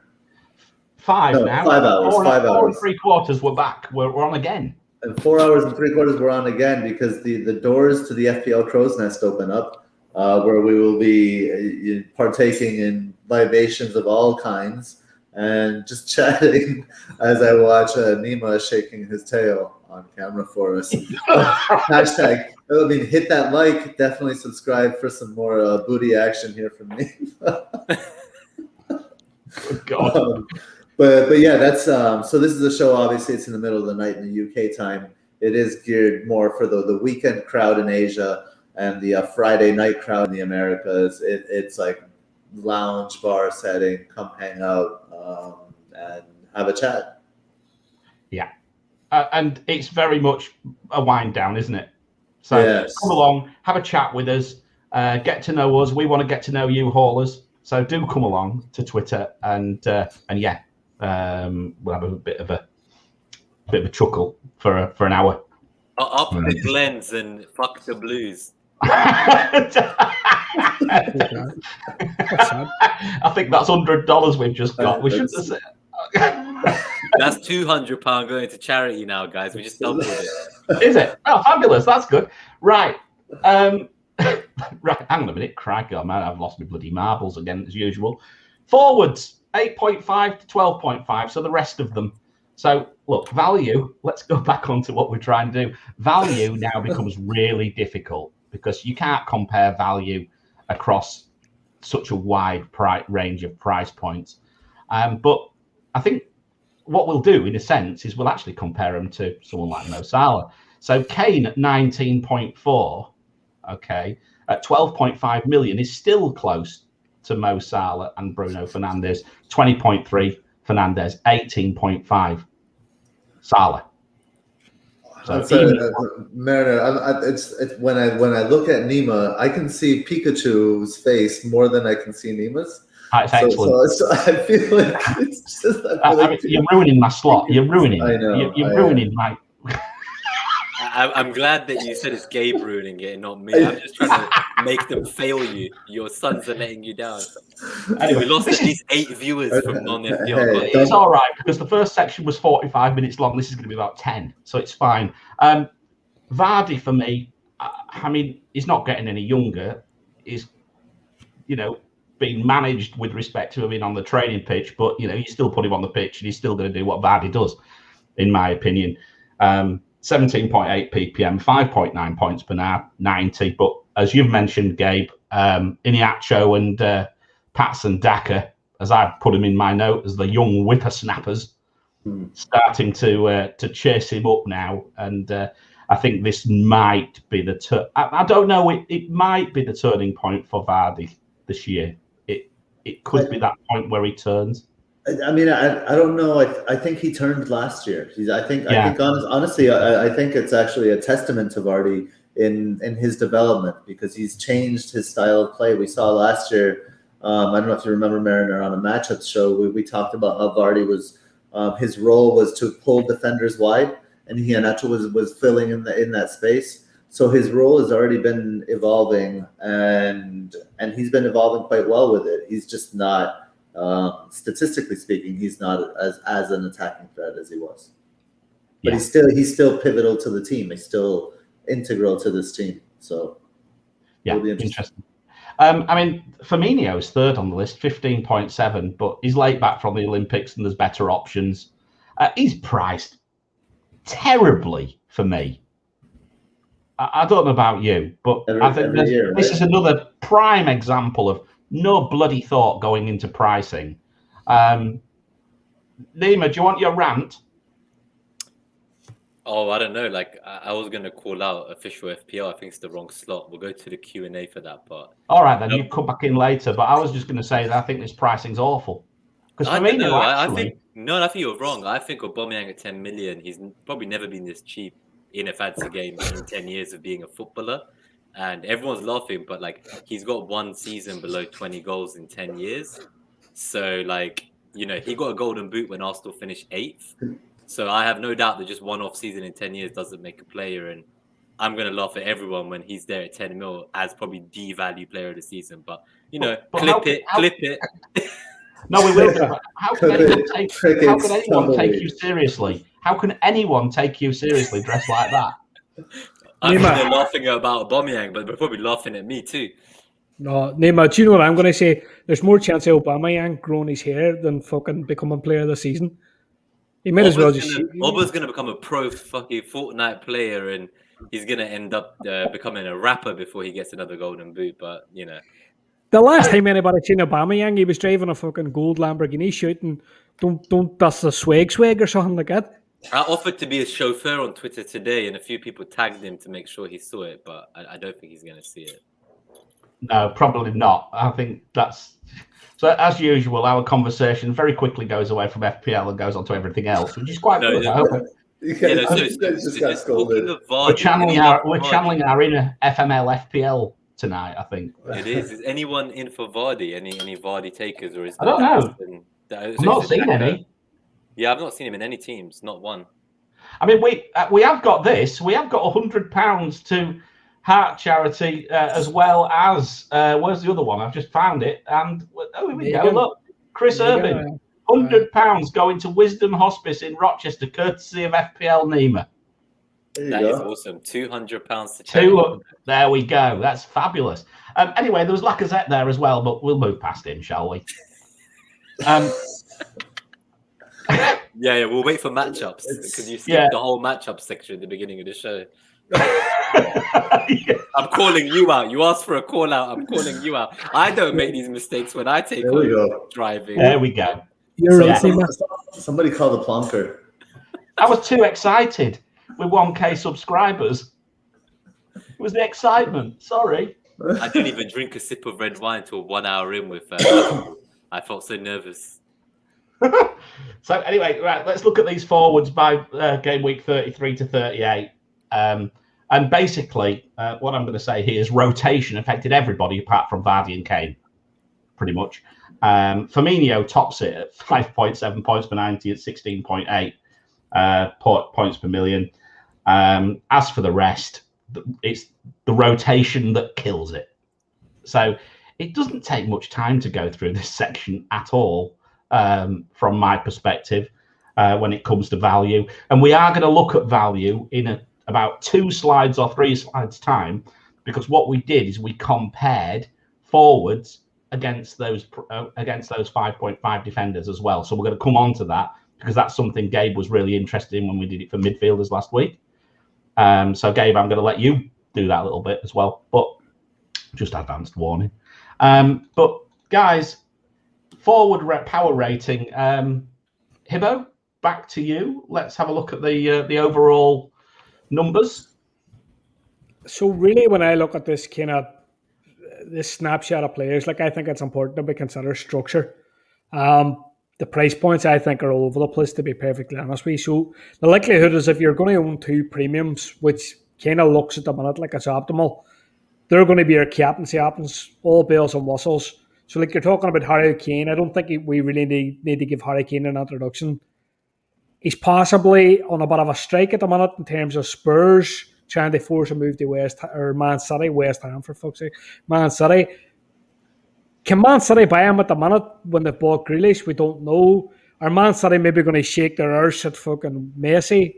Possible. But regardless of that, in terms of production, he was a beast last year. So in terms of his per 90, he had an XG of 0.58. He had an XA of 0.31, and he had a combination of 0.89. So it ranks second only to Iheanacho, whose numbers were obviously skewed because in the short run, he performed amazing, whereas Kane does it all season. If he does move to Man City, we're all going to buy him. I don't think it's going to be done by Norwich in game week 2. I think Daniel Levy's going to try and maximise his money. If he moves, we can react to it, is what I think in terms of FPL. In terms of the rest, Jesus, Firmino is not an option for me. He's far too expensive. He takes up a Liverpool spot. Why would you own Firmino when you could own Robertson? And at the minute, we're kind of debating whether you would double up on Liverpool defence. If you're making that debate, why would you include a 9 million forward who scored 9 goals and 8 assists last year? Not good enough. Vardy, I'm a fanboy. I think he's as old as Marner, maybe. In terms of appearances last year, he made 34 appearances last year, but he's got these 2 young boys. He's got Nacho and Daka breathing down his neck. In terms of production, you're talking about an XG of 0.63, an XA of 0.23, combination 0.86, which ranks amongst forwards 3rd behind Nacho and Kane. What I will say about Vardy, now I think this is an important point, in terms of the refereeing directive, we're talking about they're going to make thicker lines for offsides. No player in the league was caught offside more than VARD, is what I'm going to call him. He was caught offside 36 times. So what he could benefit there in terms of his start of fixtures, he's got Wolves at home, West Ham away, Norwich away. It's not a bad start, but I think his price is totally prohibitive. You're not going to have him if you're going to have two premiums, let's be honest. Werner, he couldn't have had a donkey's arse from 5 paces. They want to sign Lukaku. Let's be honest, even when they didn't have like a core striker, they didn't even want to play Werner up front. They wanted to play Havertz up front. So that shows you what I think of Werner. In terms of Cavani, he's not going to be ready for the season. If I was going to pick 3 United players, would it waste a spot in Cavani? Not really. Aubameyang, I don't really want to say any more about him, if I'm being totally honest with you. I'll be fair. At 10 million, I don't think you can be... Like, why would you buy Oba at 10 million when you can buy, say, Hongman Son, heart emoji? I'm taking Son at 10 million all day long over Aubameyang. Like, as a mid as well, right? As a mid. The Sun drum for a while. So I agree with you there, actually. I do like Son at 10 mil quite a lot. Like you're looking at Son and he's doing 200 points, and you're looking at the fact that Kane's gone, he's losing that creativity, Grant, he's maybe going to gain in pens if Kane goes, he's going to play as out and out probably the main striker if Kane goes. I'm going to be backing that all day long over, you know. Do you think Kane is going, by the way? Because obviously, like, he's backtracked and he said that, like, he was always meant to come back tomorrow, but somehow he's being fined, for coming back when he was meant to come back. Yeah, that really sounds like his PR person gave him some advice saying, "Hey, you're hurting your brand by doing." It's like, dude, you've been in Disney World for an extra week. Like, it looks like Messi's available. You should fucking panic. Yeah, get your ass back. Get your ass back here ASAP. Messi's going nowhere. Messi's going nowhere, and I thought his statement was pathetic, if I'm being completely honest with you. Like, he should have just kind of hung on there, but I don't agree with players going on strike. I don't agree with players saying they're not going to train. Get your ass back to training and start doing some fucking drills or something like that. That's my opinion on that. You know? No, Did you see how much grief Grealish got from Villa fans for showing up to pre-season and for actually being there and wanting to leave? But Kane, who skipped training, was like, "Oh, like, he deserves to win trophies. I'm okay if he leaves my club." That's a bit fucked up, if you ask me. How did Kane get away with it so lightly? Anyway, guys, let me refocus us. What I've done is I've put the this is your dad speaking. I've put all the premiums, what I'd consider as premium prices, up on the screen now, Hibbo. And you mentioned Son. Well, look at that. He sits there quite happily, but Kane still drops underneath Salah and Bruno with respect to numbers. So what's your perspective if you just combine the whole lot there? Well, Salah doesn't really need introduction. Like, we're talking exactly. 231 points last season. He was third amongst all players. XG 0.64, XA 0.32, XGA 0.96. Norwich, Burnley, Chelsea, Leeds, Palace, Brentford. He's going to be a captain 4 of 6. You could captain him in 6 out of 6 if you really wanted to. Bruno, Salah's a lock. See, if you're not picking Salah, you're not playing the game right? So in terms of Bruno, he was the highest scoring player last season. This news recently came on the community about the soft pens are going to be scratched off. It was like somebody made like a headstone for penalties and says, "Here lies penalties. They died on the 3rd of fucking August," or something like that there. The reality is, we're still going to see penalties. I don't really know how you turn around and say, "Oh, that penalty's soft." You know, we're still going to see penalties. Penalties is going to be scoring penalties in the 90th minute. In terms of his production, XG 0.51, XA 0.39, combination 0.90. Leeds, Southampton, Wolves, Newcastle, West Ham, Villa, they start. You're seeing a lot of people at the minute saying, "I could do Mahrez and I could do Havertz." I'd rather have Bruno and some kind of budget midfielder, if I'm being completely honest with you, because I know what I'm getting with Bruno. I don't know what I'm getting with the other two. Kane, we've already touched on him. Hongman Son, Jesus, heart emoji. within this range of players, he obviously represents the value because his price is only 10 million. So you're looking at a £200 player that costs £10 million. He's always going to be the value pick. Production, XG 0.39, XA 0.29, combination 0.68. What I will say about his XG is he always outperforms his data because he's such an accurate finisher. The general idea is he'll play the striker, he's going to get the pens, he'll lose the creativity. The block from 2D4 of Wolves, Watford, Palace is great, but I'm going to temper that by the fact is if Lukaku joins the league, if Kane goes to Man City, how are we going to make the Sun move? Maybe we'll have to make it as a combination between shifting premiums. I don't know, but if you start with, say, Salah and Bruno, the likelihood is you're going to have to ditch Bruno if you're going to get the Kane, is all I'm going to say. Yeah, I agree with you on that. One thing I want to ask, though, is what do you think about if Kane doesn't leave and the signing of Romero today? It feels like Gabe is someone who is more likely out of all of us to know who Romero is, let alone what he does. All I know is that Messi wanted him at Barcelona. So I don't know if Messi's a scout these days too, but like how good is Romero, and is it likely that Son could end up hugging the touchline as he's done with many times in the past where he's just kind of like playing the Sane role on the left wing, like not even close to the box and not even a threat. Like that's just my thought. If Kane stays and Romero's arrived for like 40, 50 million, what happens to Son then? It's just something I would consider. And with City first, you don't need to start with Son, is my thinking. You could probably look to bring him in, right, for those good fixtures in Gameweek 3 and 4. And I think Hibbo has been laughing his ass off on Twitter at people saying they're going to start with Son and then sell him for the good fixtures in 3 and 4. So I think it's the other way around. Like you move the Son maybe for those good fixtures. I think and then sell him. I think Romero's a centre back, is he?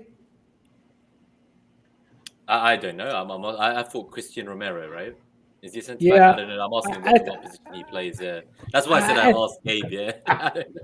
He's a centre back from Atalanta, right? That's handy then. That's good. That's lost us 20 viewers just like that. It's okay. It's okay. Oh, Messi played with Romero. I mean, what do people expect from a guy in a Pikachu outfit? Well, exactly. I'm not here. Like these guys are here with the notes. I'm here for the entertainment. The whole point of Pikachu is to lower the bar. If anything, I shouldn't even be speaking in English anymore. I should be just saying Pika Pika.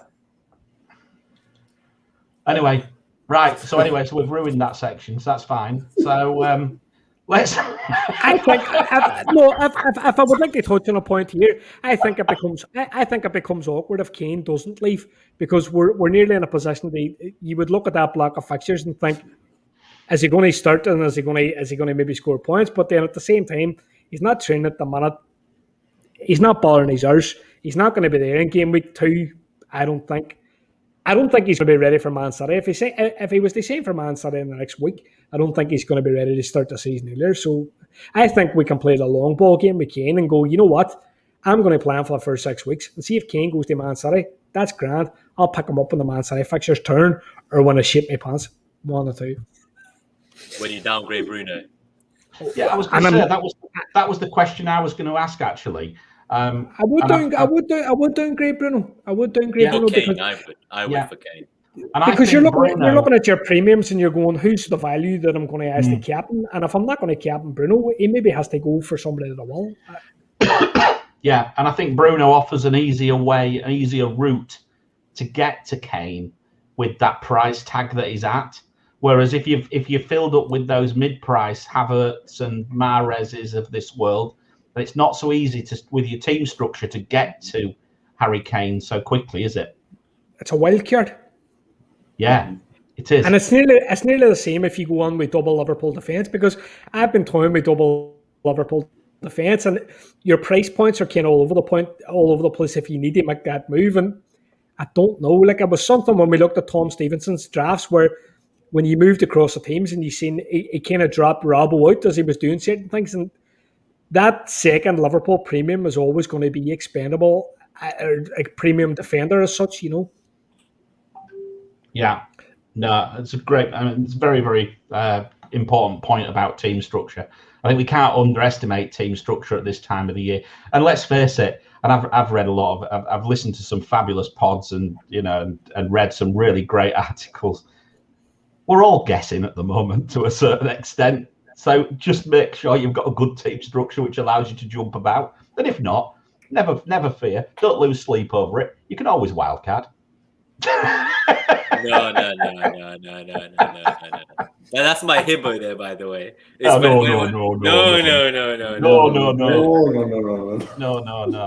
Shut up, but you know, Let me do you know, tell you, boys. do you know what I will say about Nima? Nima is like the most patient FPL player I fucking know. It's like I let you do try to spurs. no, but like he sends me like the kind of chapter and verse. I'm thinking about buying Wallock this week, and if I buy Wallock this week, I can't buy such and such next week, and I kind of think, hey, Nima thinks about transfers on a totally different level Like to me 8 weeks ahead and shit. I got them written down in a book. I just watch Match a Day and buy somebody.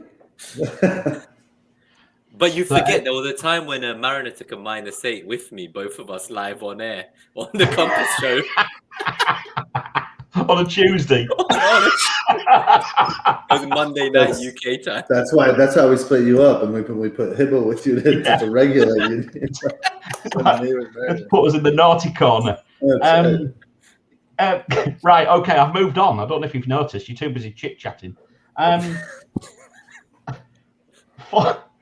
Cheapish forwards, 4.5 to 8 compared to premium defenders, Gabe. Last week we did value by midfielders against premium, or should we say premium defenders. But now this week we've turned it to forwards. So do you want to quickly come in on this? I think it's even more polarized. It really is. So we're looking at, say, and we're looking at PPMR, which is points per minute with rotation, factored points in. Per million. Points per million with rotation. And top of the list here is on the defensive side is Cresswell with 27.8 for our podcast listeners here. Then we have Target, Wan-Bissaka, Dunk, Mings, Shofal in that order, all going down to about 25.6 points per million with rotation. Now the top two for the forwards are Bamford and Watkins, and Bamford is 24.3 and Watkins is 22.0 points per million with rotation. Now if we compare those at that price point to the to defenders here, Bamford is a little more, so the comparison is a little bit different, right? But if we go straight across and find the 24.3, we're looking at just as far from a value perspective. Reminder, this is just a value perspective. Bamford is slightly less value than White, which is which I find really telling, and Watkins, who is now on the wing at 22 points per million with rotation. He would be right under Ayling. So that's like, for comparison, that's the value that you're getting per the million you spend, and it's, you have to wonder like how best to invest your money, and it seems like these players could be good value, but compared to some other positions, or maybe that the question is how best to adjust your expectations in terms of value from position to position. And this has made me think about going away from that 3 playing forwards model, actually, and just sticking in a 4.5 forward and moving my money back. Mm-hmm. Because if you look at it purely on value, then Soufal at 25.6, he blows a lot of players right out. He blows a lot of these forwards right out of the water. With respect to value, just blows them out of the water, and he's 5th or 6th there. Yeah, it's no contest, right? And no. You'll think Cresswell will still be on some set pieces at least, right? He'll have the corners from the left. He'll have maybe some set pieces from the left. Maybe Bowen or someone who was it? I think that was taking it from the right side. I think it was Bowen. Yeah. That the money might be better there, but then again, and we had talked about this before, that when we talk about the FDR is favoring the attack, but the value is favoring the defense. So this is where each of us as managers has to be discerning and just figure out what we're going to pay more attention to, right? Right. I'll give you an extreme example, like the most extreme example I can give you, right? So say in terms of value, we look at, say, Cody got 100 points, they cost 4.5 million, right? Say in theory you bought 15 Codys, right? It would cost you 67.5 million, and you would underspend your budget by 32.5 million. How well do you think you would do in FPL? They all look on paper as if they're good value picks, but A, you don't have a captain, and B, you haven't spent 30 odd million in your budget. So, like, value as an idea is kind of skewed a wee bit because, it can make a difference between going, I'm going to play 3 at the back, or I'm going to play 4 at the back, or I'm going to change my formation slightly. But I think we shouldn't overemphasize value too much because 2 premiums, you're still going to need to chop and change between captain. Do you know, like, you can't put too much emphasis on going, these defenders are always value because they're cheap. Do you know, and that's the bottom line. If you have a 100-point defender who's 4.5 million, he's going to be good value. It's hard for like an £8 million forward. They match that value, like is the point I'm trying to make. And then he might be on the bench for most of the season anyway. Well, it's about my look. I think by value, what we're talking about is maybe other people have referred to it as your glue guys, your glue picks, the picks that will always give you value, and then you take risk on upside with some of the other picks. Yeah, it's about what kind of combination that you're going to choose. I think I mean, you know me, I like value, but you're absolutely right, Hibbo. At the end of the day, you've still got to have your captain picks, you've still got to have your team structure.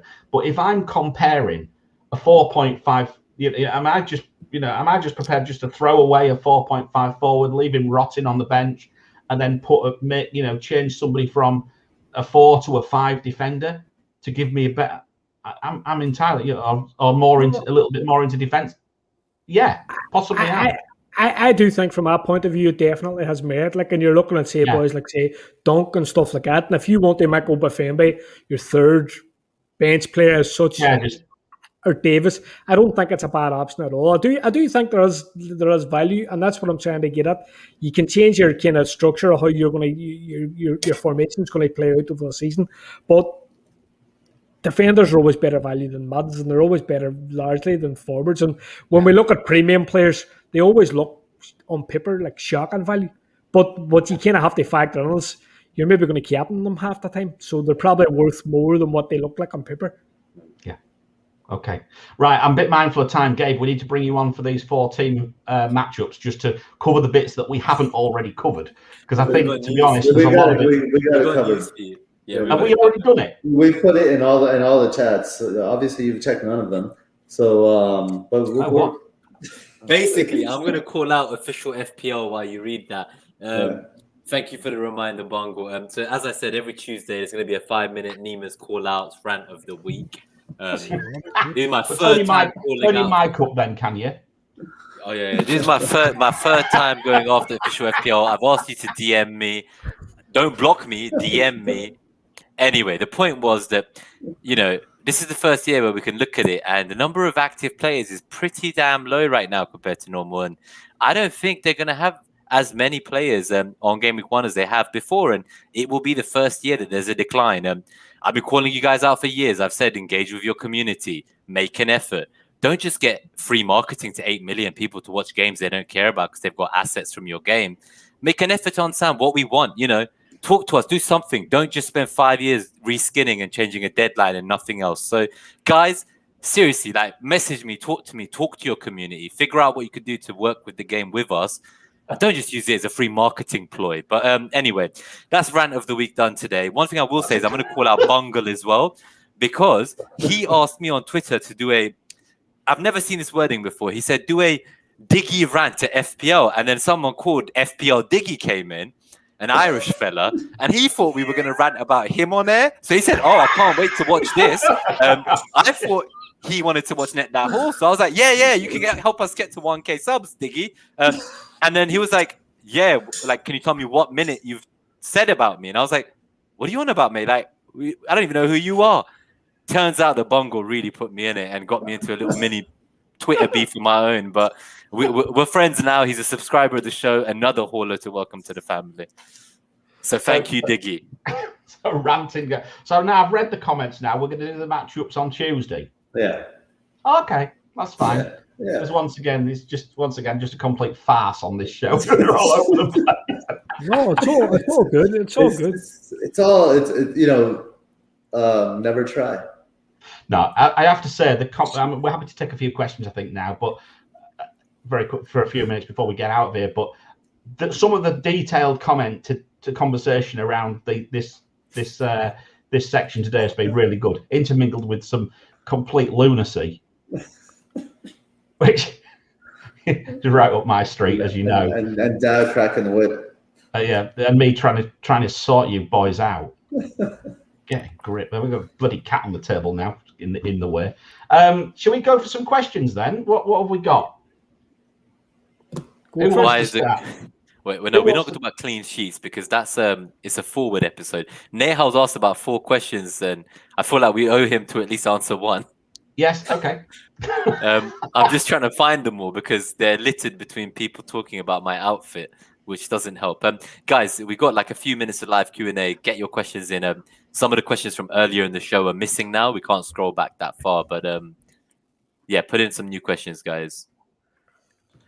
I was going to say, I'm looking for questions and I'm looking in our private chat, so I can't even find any. No, we've been asked about Smith Rowe twice today. I think Fraser's asked about why are clean sheets down. Yeah, let's talk about both of those. Just I want to say on Smith Rowe, if there's a week to get him, it is game week 1 against Brentford, and I think at 5.5 he's going to start the season. Even if Maddison joins, like I don't think it's going to be in time to start game week 1. So if you want Smith Rowe, get him for Brentford and potentially bench him for the next few or start him for the next few. But I've said what I think of Smith Rowe in the previous episodes. So if you've missed our previous shows, definitely check them out. There's some awesome stuff about midfielders and defenders going through the same power rankings, value, and FDR. So do go back and watch those before game week 1, please. Right, so just a quick question here from Chris Evan, I think is his FPL Negan off Twitter. He's saying Jota over Firmino for game week 1. Where do you stand, boys? Well, almost everybody over. If it was that choice, if that was the only choice I had, yes. Jota definitely over Firmino for game week 1 if it was me. But I don't think he means for you. I think he means will Jota start and is Firmino. Oh, will Jota start over Firmino? If he's asking to buy Firmino, then fair play for the donation, but I question your FPL. No, well, he should. He's already in pre-season. Firmino's not back yet, is he? Is he back? He wasn't on the bench in the game the other day, so he is back. He is back now. He is back late. I think Jota's a reasonable option. I like the idea of starting with Jota against Norwich, and potentially, if you then wanted, you can move him to a Gundogan or a Mahrez in game week 2 against Norwich as well. Gundogan's a great shout because you're looking at this news with De Bruyne at the minute and Grealish. How likely is he? How ready is he? And the De Bruyne news kind of sounds as if he's maybe a bit injured, so Gundogan could be a shout, Yeah. Remember how he did when KDB was out last time? 100%. I'm in the Greenwood camp. I've got Greenwood in my drafts. I wouldn't sell Greenwood game week 2. I think that's the main thing. So if I got Jota, I'd maybe get him just for the 1 week. Whereas Greenwood, you're probably gonna keep him for a few weeks, and that's why I'm keener on Greenwood than I am on Jota. Right, so just going to move on to another point here from Nasser. So he's asking for thoughts on the Everton attack under Benitez. Well, I've made a point earlier on that I'm a bit worried that Everton might go back to how they were season before last. Obviously, I think they could have lost a lot of their flexibility, a lot of their attacking flair with what's gone on. But as for Benitez, is he going to start at the back and work forwards and should we say concentrate on maybe winning games 1-0? So I like Dean, but I'm not sure I like Calvert-Lewin. What about you guys? I completely agree with you at the minute. I think it looks like Dean scored a cracking free kick there in pre-season, which was nice to see. Like if you're wondering if a player's going to up his kind of set piece potential, he scores a free kick, you're thinking, I think it was the first goal he scored in about 3 years. So no, I do like Dean. I'm kind of cool enough on Calvert-Lewin, to be honest. Yeah, I would agree with you guys, and I think there are so many teams that there are a lot of moving parts right now. I still don't think they're finished buying, and I don't know if they have if they know what they're doing on the right hand side yet. But I do think that Townsend being there is going to have an impact. Townsend can certainly cross the ball, so that's kind of all he can do. Yep. No, fair enough. Just a quick point here from Fraser. So he's asking, Norwich COVID issues, would you fancy a Salah Mane double? What do you think? I'll tell you what, I finished on that double up at the end of last season, and it actually got me into winning one mini league and sneaking into the frame on another because I captained Mane on the game week 38. I'm not that. I'm a bit worried that I would lose Bruno, but I'm not dead against it. I'm not dead against it because Mane would then might become Kane, right? But he could become Bruno, he could become Bruno, City midfielder, Kane. Morris, he could become Kane. Like, it's a cash cow just for that 1 week, right? Yeah. I know you shouldn't bank in transfers. He's a pre-booked transfer, hasn't he? Like, for me, someone who literally is so patient, that's odd. Yeah. But I agree with what we had in the interview with Tom Stevenson, where I do like to take hits early on. So last season, I took my 2 or 3 of my 8 hits were in the first 2 game weeks. So I would kind of just get him, and if another player gets injured, I'll just take a -4. I don't care. Like, I can make up a -4 from game week 2.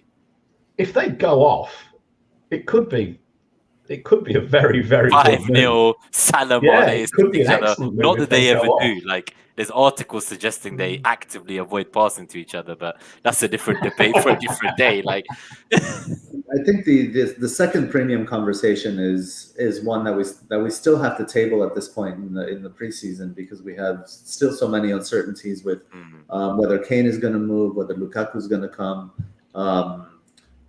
whether if Kane moves, will Jimenez move? There's still some dominoes yet to fall. So that second investment is quite tough. The one thing I have been thinking about recently is kind of pairing a second premium with the price bracket just under it. And if we're looking at say, just as an example, match United and City, because that's who I was playing with. Bruno and somebody like Mahrez versus, say, Kevin De Bruyne and Sancho, and looking at these pairings and looking for the most nailed pairing that we can get, I think that's something worth looking at in the coming days. I think at the minute De Bruyne's injured, so I'd say Mahrez out of that kind of option.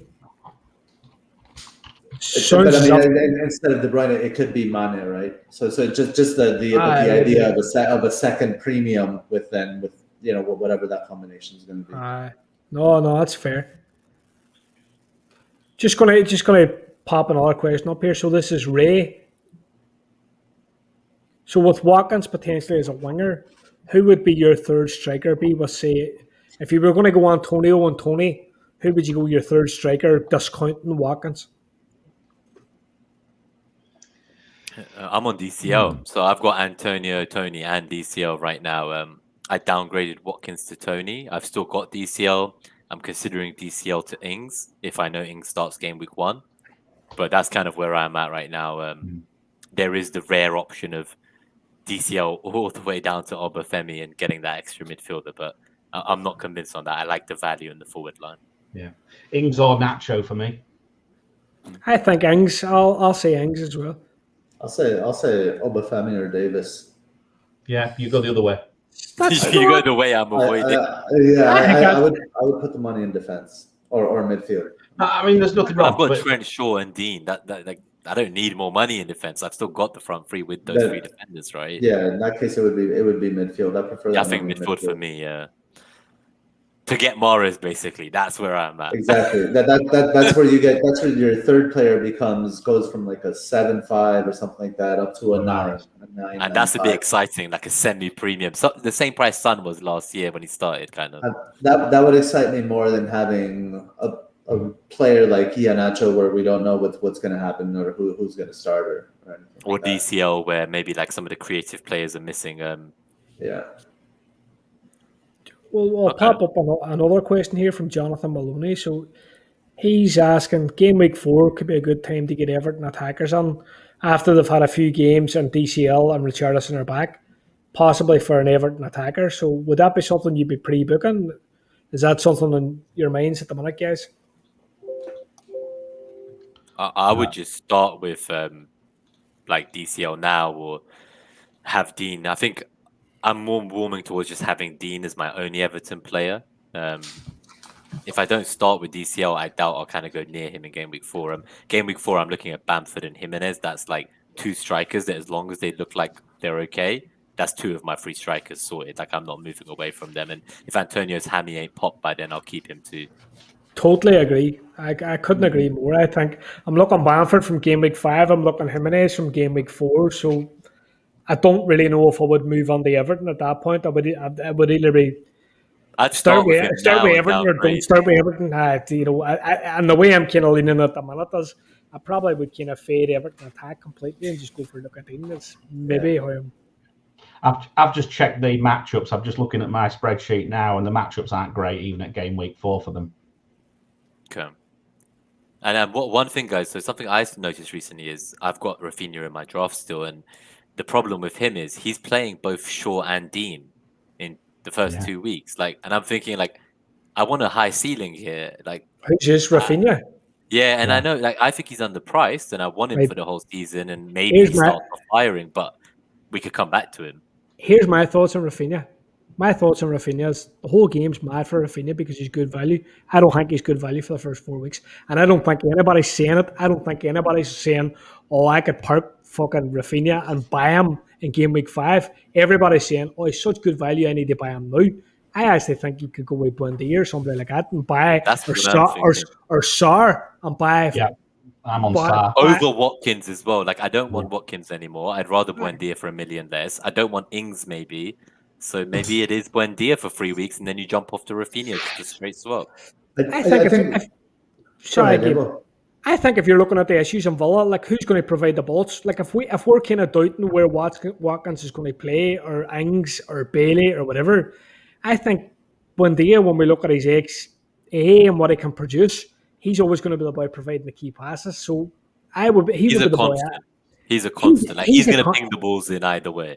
No matter who's on the end of him, he's going to be pinging the balls, I think. So I think he's not a bad option, maybe in terms of set pieces too. So I think you're onto something in terms of a lot of the Buendia conversation is around, oh, well, he can produce anything in any matchup or in any situation. And it sounds like kind of avoiding what's in front of you, but that it's not an obviously easy matchup or anything like that. And he will be, and then combining that with, he will be good value at the end of the season. So he must be good value from the beginning of the season. That's not necessarily true to your point there, Hibbo. No. And what I love about Buendia is exactly what you said, that he will be the creative hub.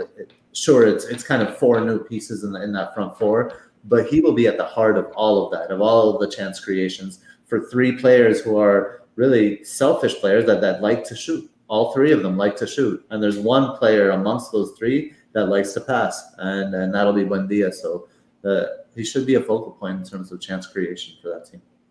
Cool. All right, guys. 1 hour 57. I think we'll call it a day at that point. I think it's been an excellent show. I think we've had an absolute scream as well. I think that from the perspective of fun, I think we've certainly made fantasy fun again today, to coin a phrase from Always Cheating. I love that term, and I'm all for it. The pod as well. I love Josh. We actually met at their Always Cheating meetup. It was my first foray into the FPL community, and it was March 2020, just before COVID hit. And I don't know how they got back to New York in the midst of all that, but great friends, and we'll definitely hope to see them soon. Yeah, and yeah. So I think all we can really say, just to summarize, is please do hit that like button, hit the subscribe button, hit the bell as well so you get notifications when Nima dresses up like Pikachu again. Ali G at 1,500 subs. Ali G coming in the room next, or whatever it is. Borat Mankini at 10K. Borat Mankini at 2K. Right, that's it. 10K. 10. 2K. Come on. 2K is another donation to charity. Oh, 10K is a ball. If you have an Apple device, leave a review. Yeah, Apple, please. Yes, let's go through the stuff. Flying Dutchie will answer your question on Tuesday's Compass show about Grealish as a City asset. Yes, we'll do that. So yes, please give us a like. Please subscribe. Please hit the bell. You'll find us on Twitter at @NetThatHaul. Very important. Please give us a follow. It needs some love, that one. You'll find me at FPL Mariner. You'll find Nima at FPL Nima. Gabe at FplLens, who is going to do his matchups on the matchup show on the Compass show on Tuesday, and then some more matchups on Friday with me. Hibbo at Hibbo. Is it Hibbo_FPL? I can't quite remember. Yeah, yes, I think it is. That's the one. That's the one. I keep seeing all these things flashing up on the screen. It's confusing me. We've had a great time. What the hell is going on? We've had a great time today. I hope you have too. We're back with our Game Week 1 content starting on Tuesday, 9:30, I think, unless it's 10 o'clock. Might be 10 o'clock. UK time. And I think all we've got to say, apart from that, is hello, darkness, my old friend. Oh, hang on. Crow's Nest. I'm the Crow's Nest. See you in 3 hours, 4 hours. See you guys. Third run through of the blooper. Yes. Enjoy the awkward moment, and we'll clip some more from the show. Thanks to Baker and TikTok. So here's Nima going to play us out with hello, darkness, my old friend. Definitely our most popular member of the NetThatHaul crew, and you can definitely be our 5th crewmate now going forward.